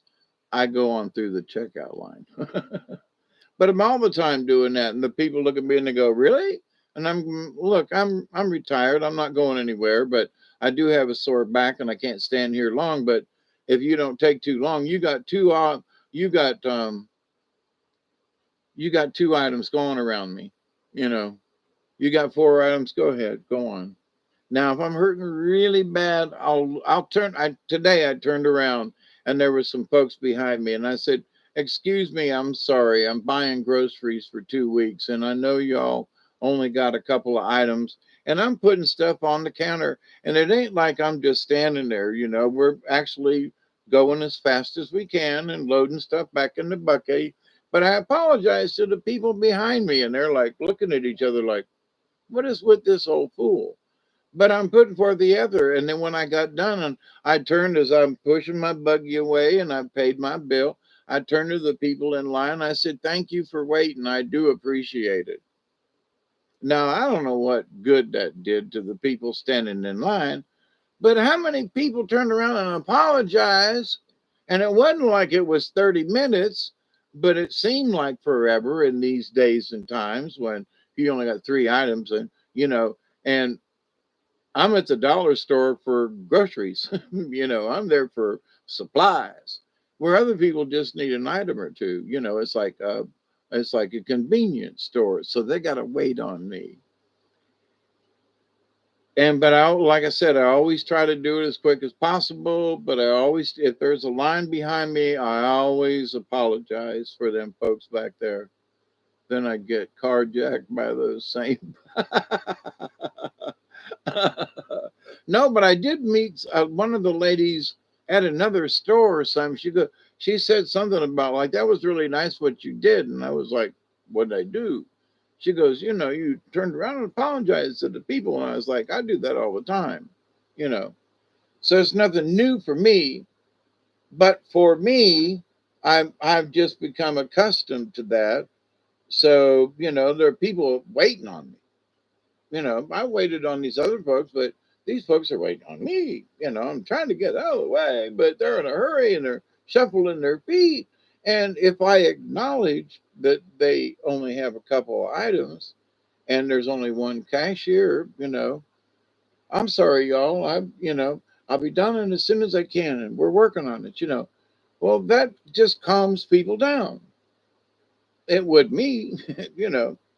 But anyway, so there are things that come to us, when we're on our shaman's journey, and it's up to us to like accept or reject whether or not, I'm going to get bit by this snake or if I'm going to notice him and walk around him. So, the tall grass that we encounter, my message is this: be careful when you're walking through it. Stay true to yourself. Are you on the path? Yeah. Then just be careful. Down the ways, a little ways, the grass ain't near as thick and looks like somebody mowed. So you ain't gonna have to pay as much attention. But you're still on the path, you're still on your journey, you still get credit for all of the above, but you still gotta watch out for what's in the tall grass. That's all. And lots of stuff can be the tall grass, So today a lady walked in the store and asked me how I was doing today. I turned around. She had a big, friendly, warm smile on her face as if she actually cared. Yep. And she might actually, in some of the places, I went to two different stores today and I was at the store the other day anyway.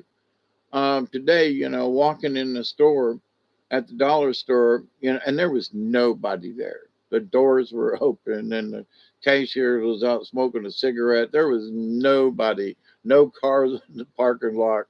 And this was like 4:30 this afternoon. Anyway, it quickly filled up, but it was interesting there was nobody there. So the cashier lady, she's like, "Hi, how you doing today?" And I've been in and out of this store now for years since they built it, right? So, and it's one of my main stores that I go to. So I'm like, "Hi, how you doing?" And when I see their name tag, like Miss Shirley. So I was like, "How you doing, Miss Shirley?" "I'm doing all right. You doing okay?" And I had my brace on and I'm walking in with my cane. Doing okay. I'm walking today. I'm proud of that. So I do my shopping, but she's my checkout lady. Now, so we had this exchange as I walked in the store. So we in a way, there's nobody there, have already said a hi, how you doing kind of smiley thingy in the store. So when other people come in, she was friendly to them, and I was friendly to people that I bumped into in the store. And how you doing today? And everything all right? And to strangers in the store, and so you set a mood. So as I was leaving, I wanted to leave with the mood that I came in with, was that I'm sorry I got so many groceries here. Sorry you had to wait.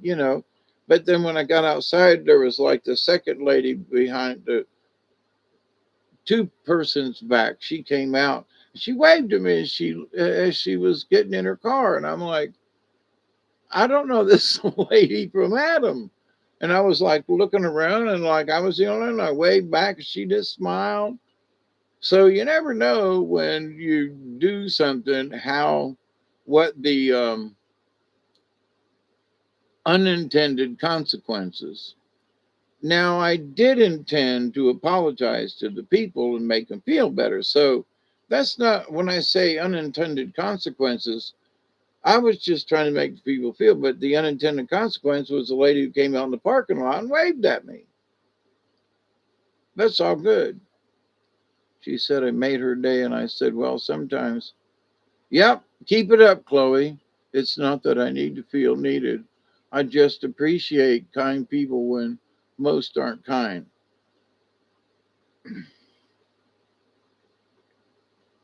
And Chloe, sometimes when people aren't kind, they've had a shitty day, you know? And when you smile at them anyway, I wear your bracelet, Dave. Y'all are sweet people. That's few or far between where I am. I understand, Chloe.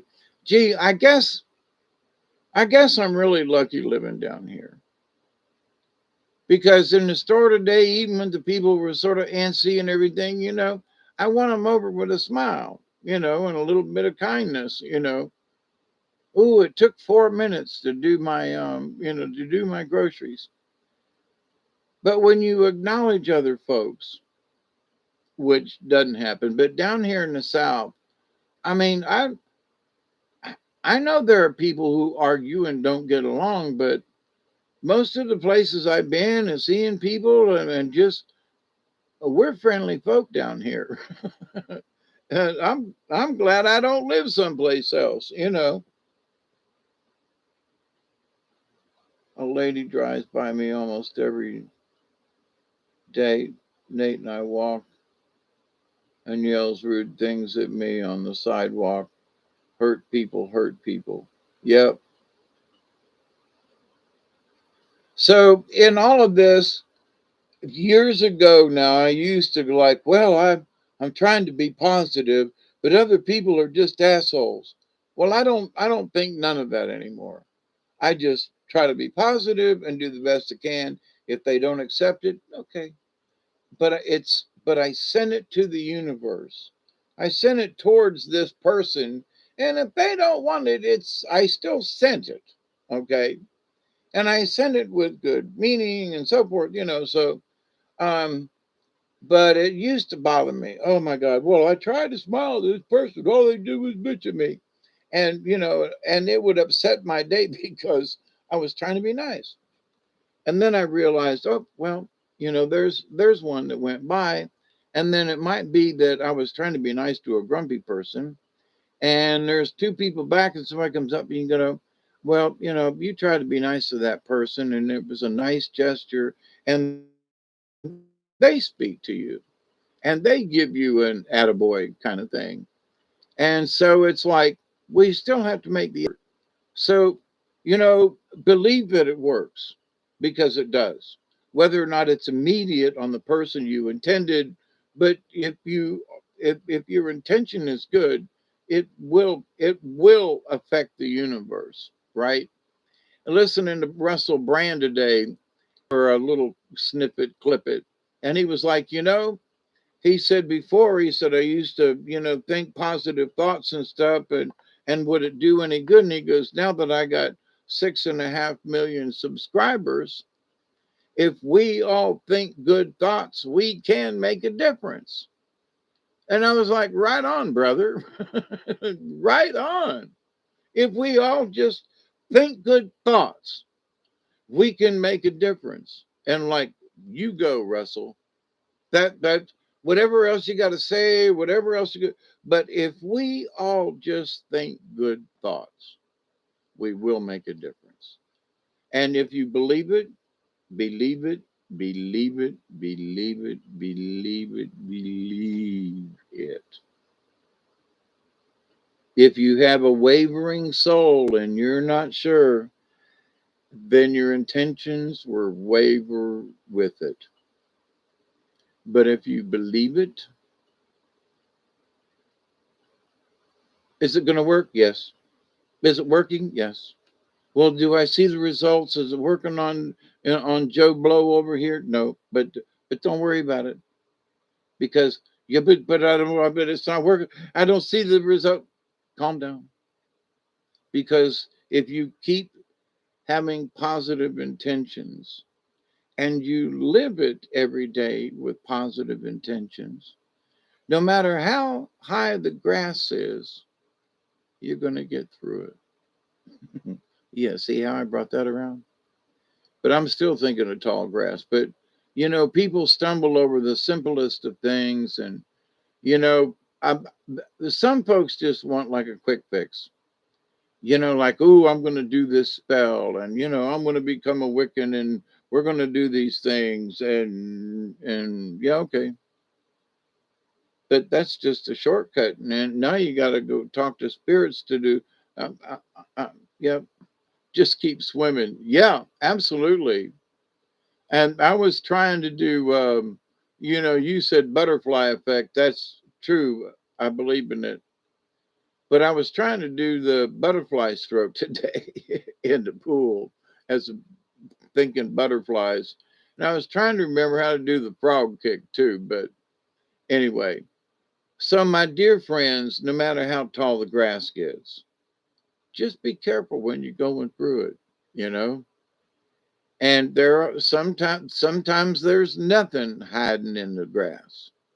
And sometimes it's a stick to trip on or maybe a stone or like yesterday when I stepped on that fire ant uh, hill that I couldn't see down in the grass and got all over me and bit me good. So um, they're annoying and they're hurt like hell. But it's the awareness. And I was like, man, is there something crawling on me? And I took another step or two towards the house and I went, holy crap. And I started stripping. Get these clothes off of me. Because when they get on the inside of your pants, that's all you can do is take them off and hang them somewhere till the mants come out. Because you can beat on them and turn them inside out and do all that, and you can put them back on, and there will still be ants hiding in places that'll nip you in places you didn't know you had. Well, they started at my ankles, and you pull up your drawers, and the next thing you know, you got one that's biting on your butt or other tender places. But anyway, so you got to be aware of stuff. And so on your shaman journey of spiritualness, read things. Go ahead. But please pay attention to the melancholia that I just talked about. Because some folks are just not aware that they're in it. Oh, this beautiful saying is beautiful, but it brought a tear to your eye. Well, don't send it to me because I don't want to cry. I mean, I'm all for good poems and sayings and stuff and all that. But if you're trying to tell me that it made you cry, but it's somehow going to lift my spirits, nah. Find somebody that'll honestly make you smile. Now, I ain't saying that you should never look for those kind of things or read them again. But what you got to do is understand the melancholia. If it changes, if it moves your spirit in such a way that it's like, oh, that's the wrong energy. You want to be lifted in the spirit with a smile. So read them from the observer's point of view and don't allow yourself to become involved in the melancholia. That's all. You don't have to stop reading them, looking at them, or whatever. It's how they affect. That's where you are in control. I've read some things, got about halfway through, and go, this is going to make me cry. And I don't read the rest of it because I don't want to, for whatever reason, I don't want to be sent into melancholia. I go, I'll read this later, but nope, sorry. And I thank the person who sent it, but to the point though, I choose. So if I continue to read this thing, it will trigger my melancholia. So understand and pay attention to what's going on with things. That's the tall grass. So you're humming along and everything's great and you're smiling through the day and somebody sends you a couple of these things and unbeknownst to you, after reading them, you have dropped into melancholia. What? Yes. Didn't even know it. Was like, oh, that was such a nice thing. And oh, you lost your smile. You're still, well, but it was still spiritually moving, but it changed your mood. And that's your fault because you allowed it to. What time is it? 20, what? Is that a 2 or a 3? That's a 2. 208. Rake? Ain't no rake ever gonna stop me, slow me up along to say ouch.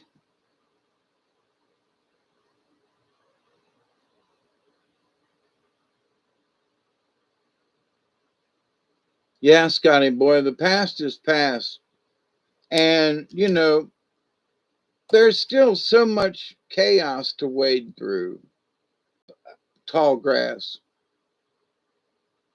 And, you can mow it one day and the next thing you turn around and go, the grass is up high again. And you're in that tripping mode of not necessarily trippy, but tripping and falling and hurting yourself. So in the universe, the biggest thing in all of this, as I've talked about it, tall grass. So what's the lesson about? Okay, be careful in the tall grass. Well, then be careful that things and people and stuff that can sway you off the path. Okay, but what does all of that boil down to? What's the lesson, if you will? To always be in that observer point of view, to always be observant and aware. So observant and awareness kind of ties in together. If you're observant, you're aware. And if you're being aware, then you're observant. So, and they are not the same, but they both go together. Something is scratching and make all kinds of noise. I got two mices that the one bitch come right up here on the table the other day and just looked at me like, you gonna give me something to eat? And I was like, get out of here. And run between my feet, I hate these Mises to pieces because they're breaking into all kinds of stuff and making noises and farting on things and just being a general nuisance. But so, if you're in the observer point of view, which to from my perspective, when I learned that I needed to take the observer point of view years ago, all of a sudden my whole demeanor changed. Because now, if something comes my way as the observer, before I react and have a knee jerk reaction and cry or weep or take that melancholy point of view, because I used to take it a lot. And being depressed, you stay in melancholy a lot. It's like you're a permanent resident there. They forward your mail to melancholia, but then as soon as I started taking the observer point of view, and the thing is, well, you got to be aware, Dave. You got to be aware of things, and you got to be so in my learning to be aware of stuff. You become the observer, and from the observer point of view, I've learned how to put my feelings in check. Oop, that right there is a melancholia. Don't want it right now. We're going to put this over here. Okay. Oh, you see that over there? Ooh, that's somebody trying to get you mad and pissed off. Yeah, we're going to put that over there. And what about this person over? Oh, this person is laughing and telling jokes. Come on in. you know, come on in. You know, let's sit down and tell a couple of jokes and have some coffee, maybe smoke a bowl, and well, wait a minute, there's some melancholy standing at the door. Nah, go on. We don't want any today. Well, there's somebody over here selling tickets to, piss off at them. I don't want to go to piss off at them. I no, and I don't want to go to melancholia. No, but there's a train leaving in a few minutes. Well, tell them to go without me. So, does any of this make any sense? But so, I got a little bit left in my bowl, and it's 212. Oh, I committed genocide on these, on your Mises to pieces. They dare shred the sacred paper for a nest. Oh, your TP. Oh, yeah.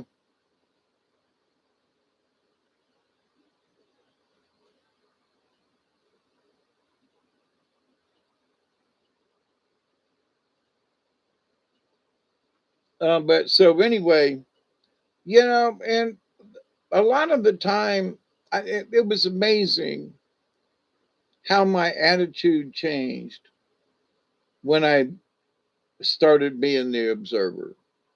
When I started being the camp counselor and taking control of those things.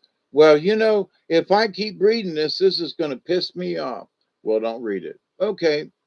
And so I choose not to read something. It's like, no, I will read this later. And I read the headline and blah, blah, blah, blah, blah. And so, do I need to read the whole article? No, because before I got to the end of the title of the article, I'm already in a pissed off mood. So no, I'm not going to read the article. Not now, because I got something else to do. I'm going to go to the store, got an appointment, whatever. So I'm reading articles and newspaper stuff and checking mail and things. So I have to put things in a proper perspective. No, I do want to learn about this, but if I read this now, it's going to piss me off for the rest of the day. So no, I'm not going to read this right now. So, but there are people who will go ahead and read it and then be pissed off for the rest of the day, because they're not in charge. And it's like, but wait a minute, but did you read that article? Well, no, not all of it. So you can still have a conversation because you read the title, right? And you know where they're headed with the title. And so, well, here's an interesting thing I found out about, and I'm trying to remember where. Unknown. Oh, AI. It's a Netflix thing. Unknown. And so they're talking about these two scientists who work with virology, and pathogens and stuff like that for pharmaceutical companies, as a job, a real life, what time is it? 5 minutes. Okay. So, but anyway, so they're talking, and the one guy says, "Listen, we're going to do a symposium, and I want you to I want you to find a topic of how AI could affect us in a negative way." And he's like, "Well, wait a minute, AI, we're not building robots here or anything. We're in the pharmaceutical business." So, in their program of looking for ways to cure people, they changed in this one line of code and they showed it from a 0 to a 1 and ran the program again. And the variable is that they wanted to find out how many bad things could AI find. Instead of, oh, there we found 5 different ways to cure the common cold. So they turned it on and let it run and went to lunch and dinner and came back the next day and they had 40,000 different ways of creating pathogens or things to kill people. So AI thought about it. 40,000. I'm pretty sure that was astounding. There's articles and stuff about it. But if it was 400 or 40, a 4 would have been an acceptable number.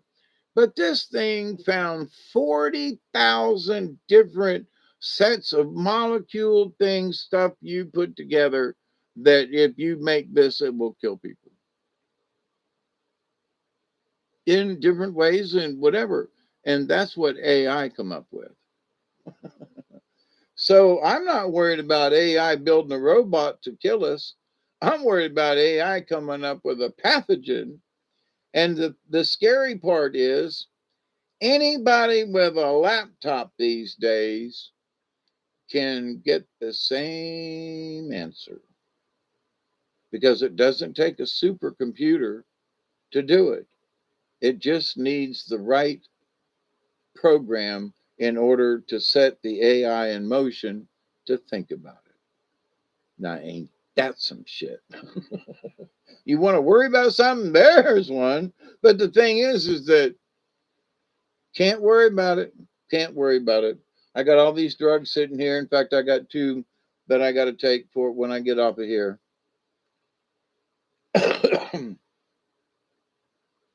If I worried about that there might be some kind of pathogen or something in one of those, I would be living in fear all the time.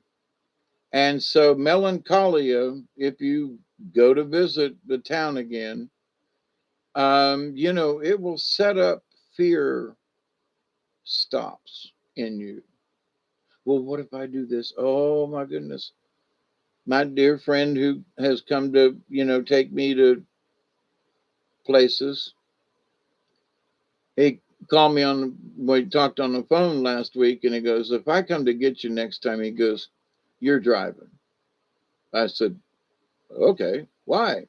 And he goes, because ever since I had my last accident, he said, when you say slow down, stop here, or turn left up there, he goes, I just, I know you mean well, but you've given me directions. And he goes, it just freaks me out.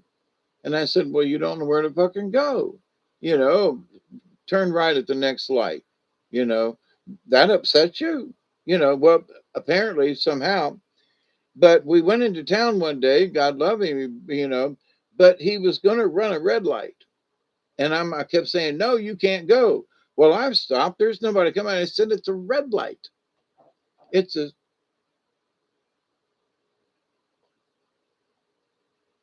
stoplight red light. And it's a T-bone. So, there's traffic coming either way, but none coming either. You got to turn left or right. And I said, no, you can't go. And it freaked him out. And I was like, dude, there's a semi coming. You're fixing to pull it back. No, stop. And it freaked him out. But he was freaking me the fuck out. I was like, no wonder you had an accident. You are not paying attention to your surroundings. Is it 20 yet? Yes. Is that a 20? You used your torch. I have done similar things, Scotty boy.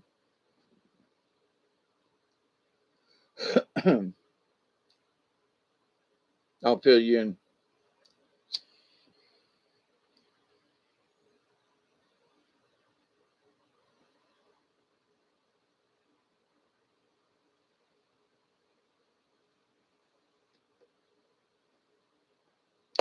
My dear friend Martha passed away, seems like last year, but it'll be 3 years ago now. I still miss our trips. But I forgot what I was going to say.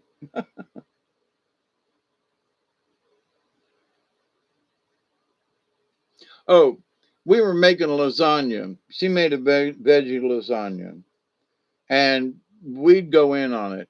Hey, Katniss, how are you? So got it in the stove, and we're cooking it up, and we're all really hungry and everything, and it's bubbling and boiling, and we go to check it, and it ain't bubbling or boiling. It's just sitting there, and I'd ran out of gas. And back then, I got a LP tank, and back then, you couldn't just run to town. Back then, the South was like, really backwards. Now I can go in, I got three different stores to choose from that sell LP gas. So, but back then there wasn't anybody. You had to wait till Monday, and this was Sunday.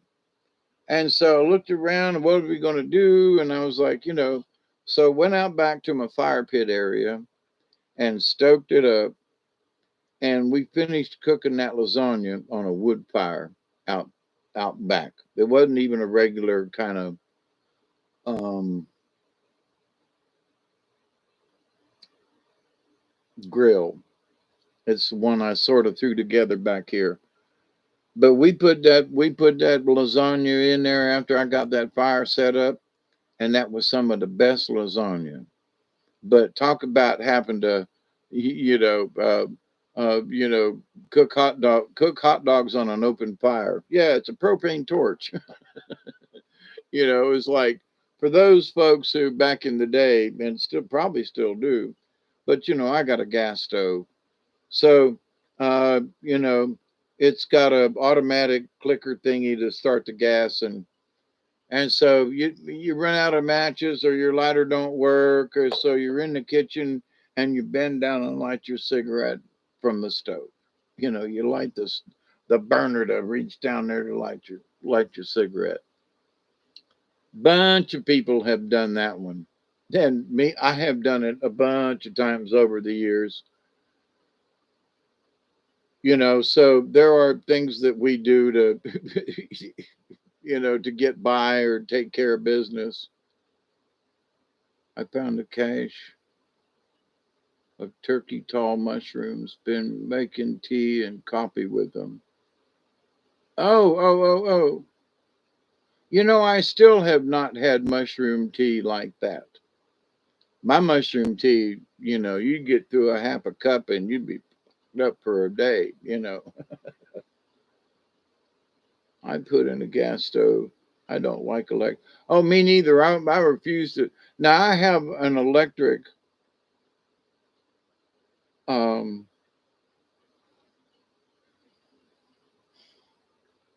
toaster oven thingy. It cooks all kinds of good stuff. It's electric, but that's only because the gas stove heats the whole house. And if I want to cook something, that's just a little bit of this big old oven, so the toaster oven actually is much more efficient to me, especially just for me. And it doesn't heat the house up like the gas oven would. But the stovetop cook with gas, oh man, I wouldn't change that for the world.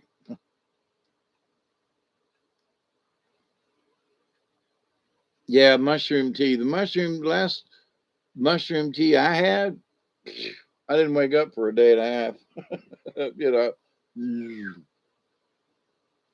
but this chaga chaga whatever, and I got a mushroom book, and I've noticed that there are some odd mushrooms growing in the tall grass.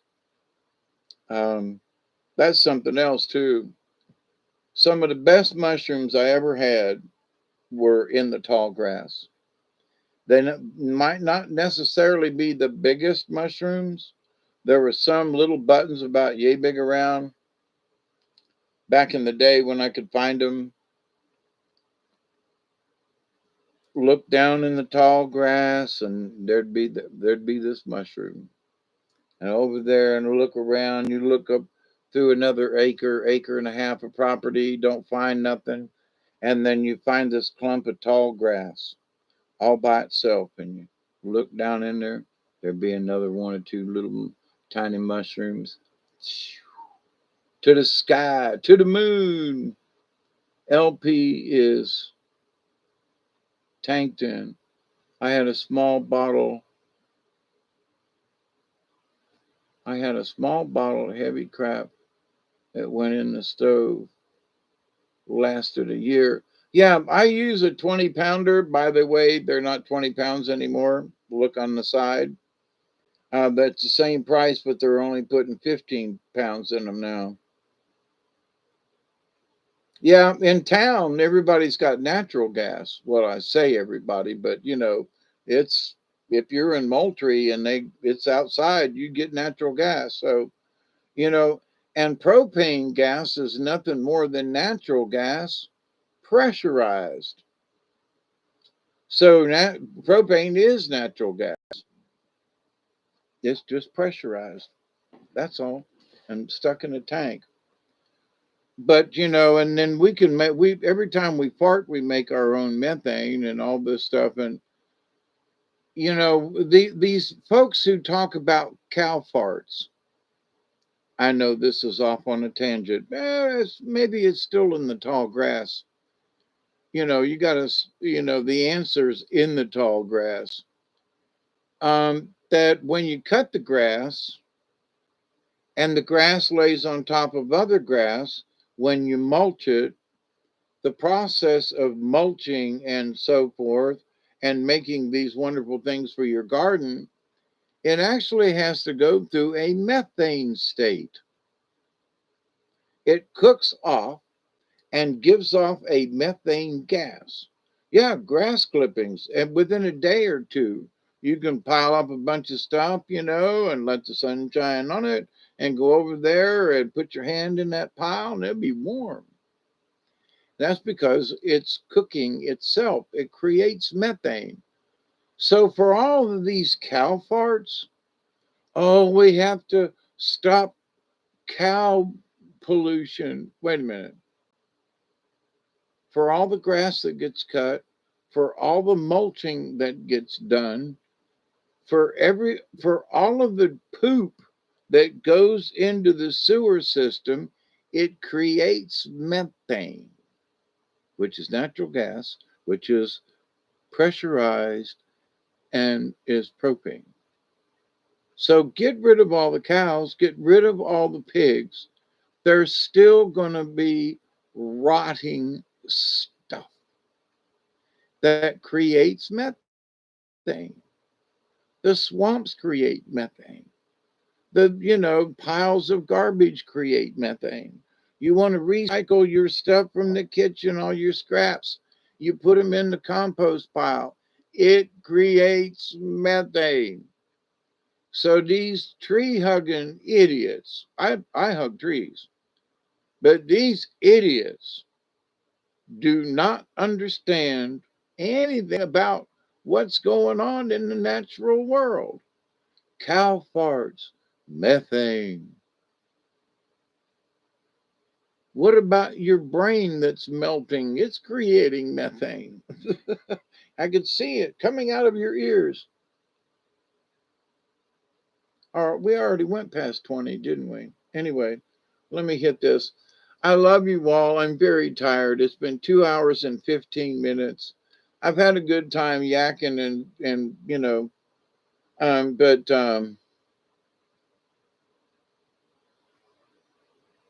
you want to sing right now? What do you? What's the song?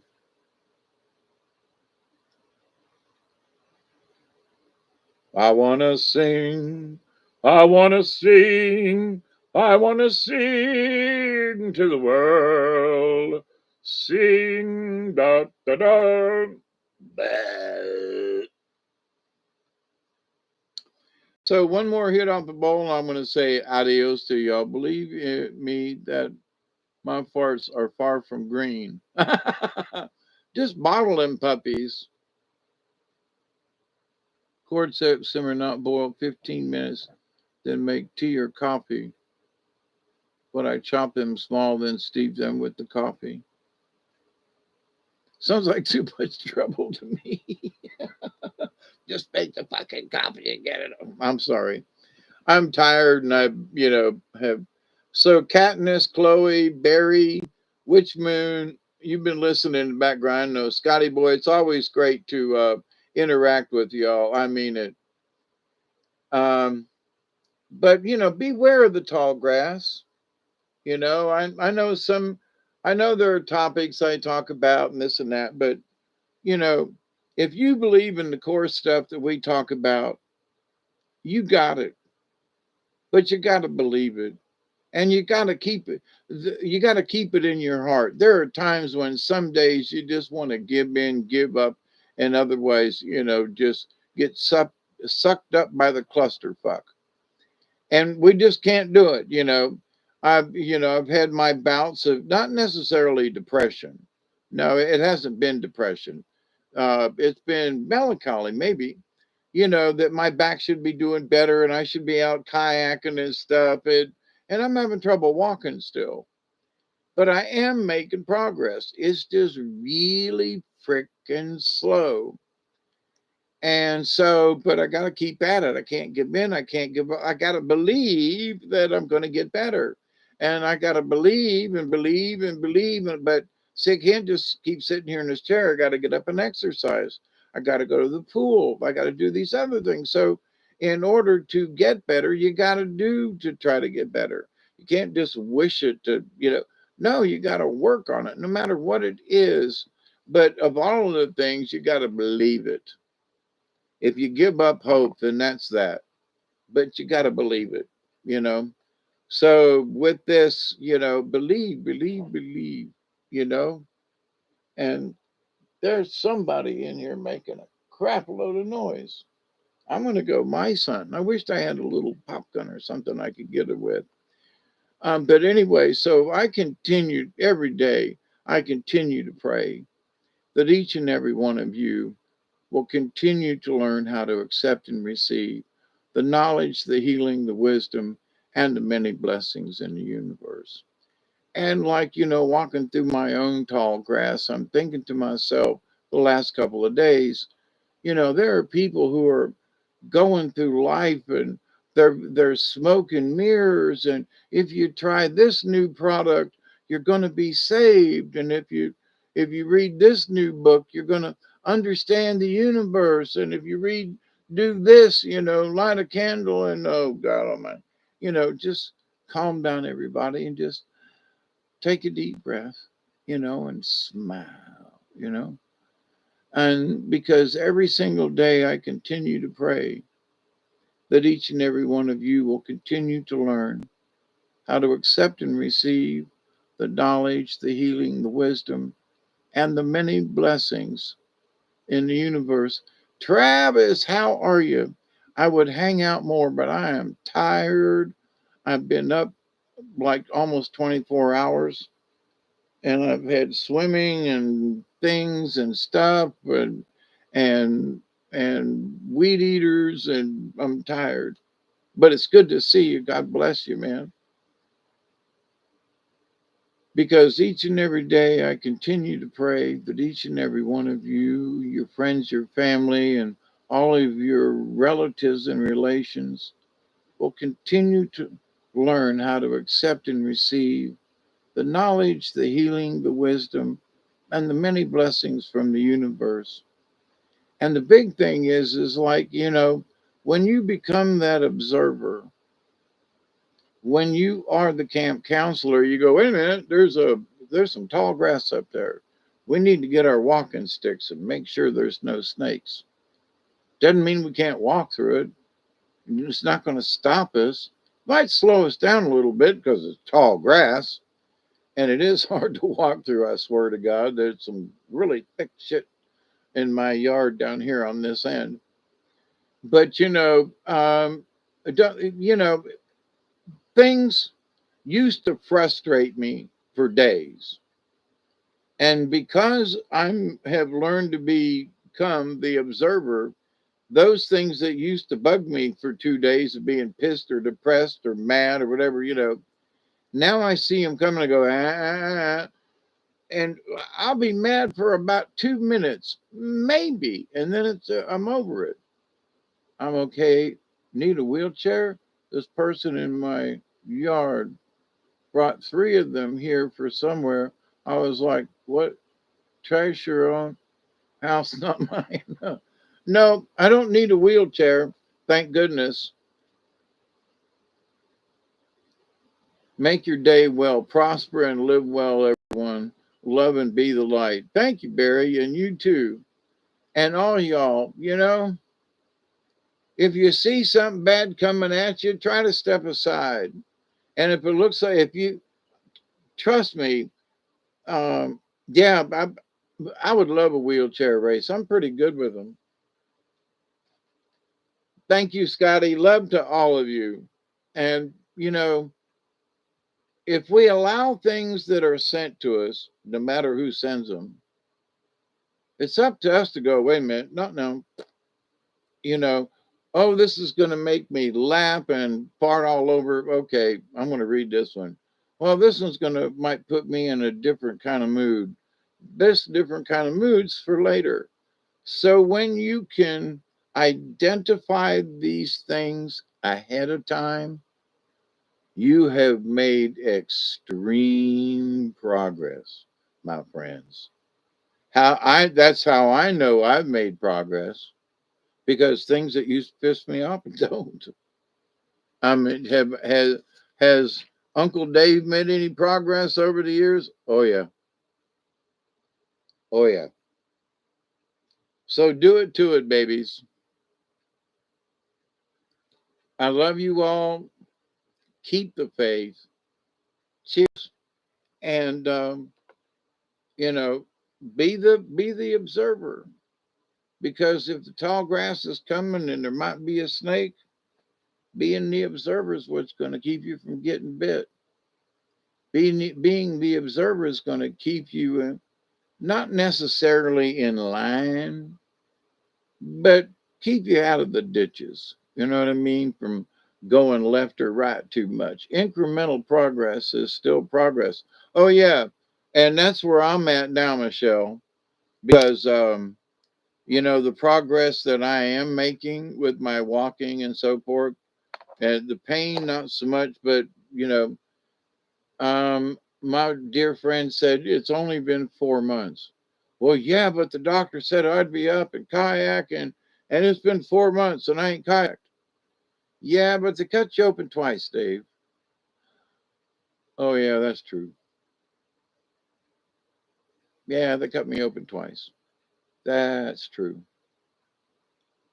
So I'm not crippled. I am walking around. I did real well in the pool today again.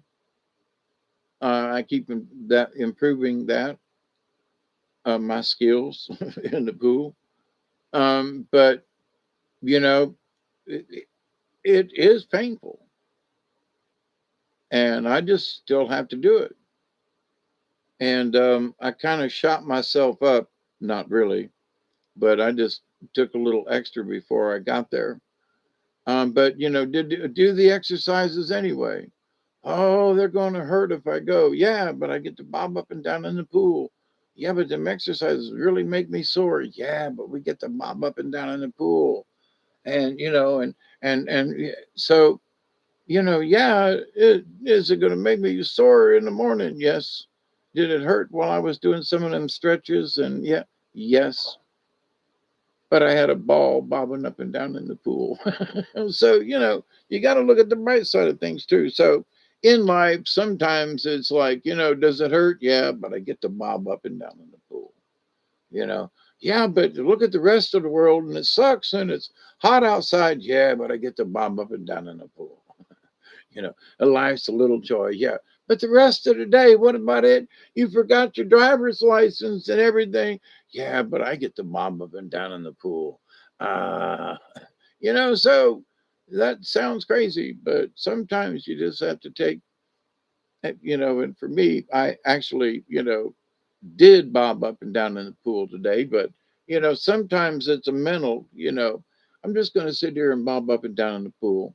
The rest of the world, I'm just going to bob up and down in the pool. I guess it would be sort of like taking a hot bath and just, forgetting the world. It would be similar, to that. Well, I love you all. Be safe. I have not forgotten about doing card readings, okay? But things have just been a little weird on my end, but we're working through them. So I made that promise I would do it soon. Soon is a little farther down than I thought, but we're working on it. So I love you. Until next time, be safe.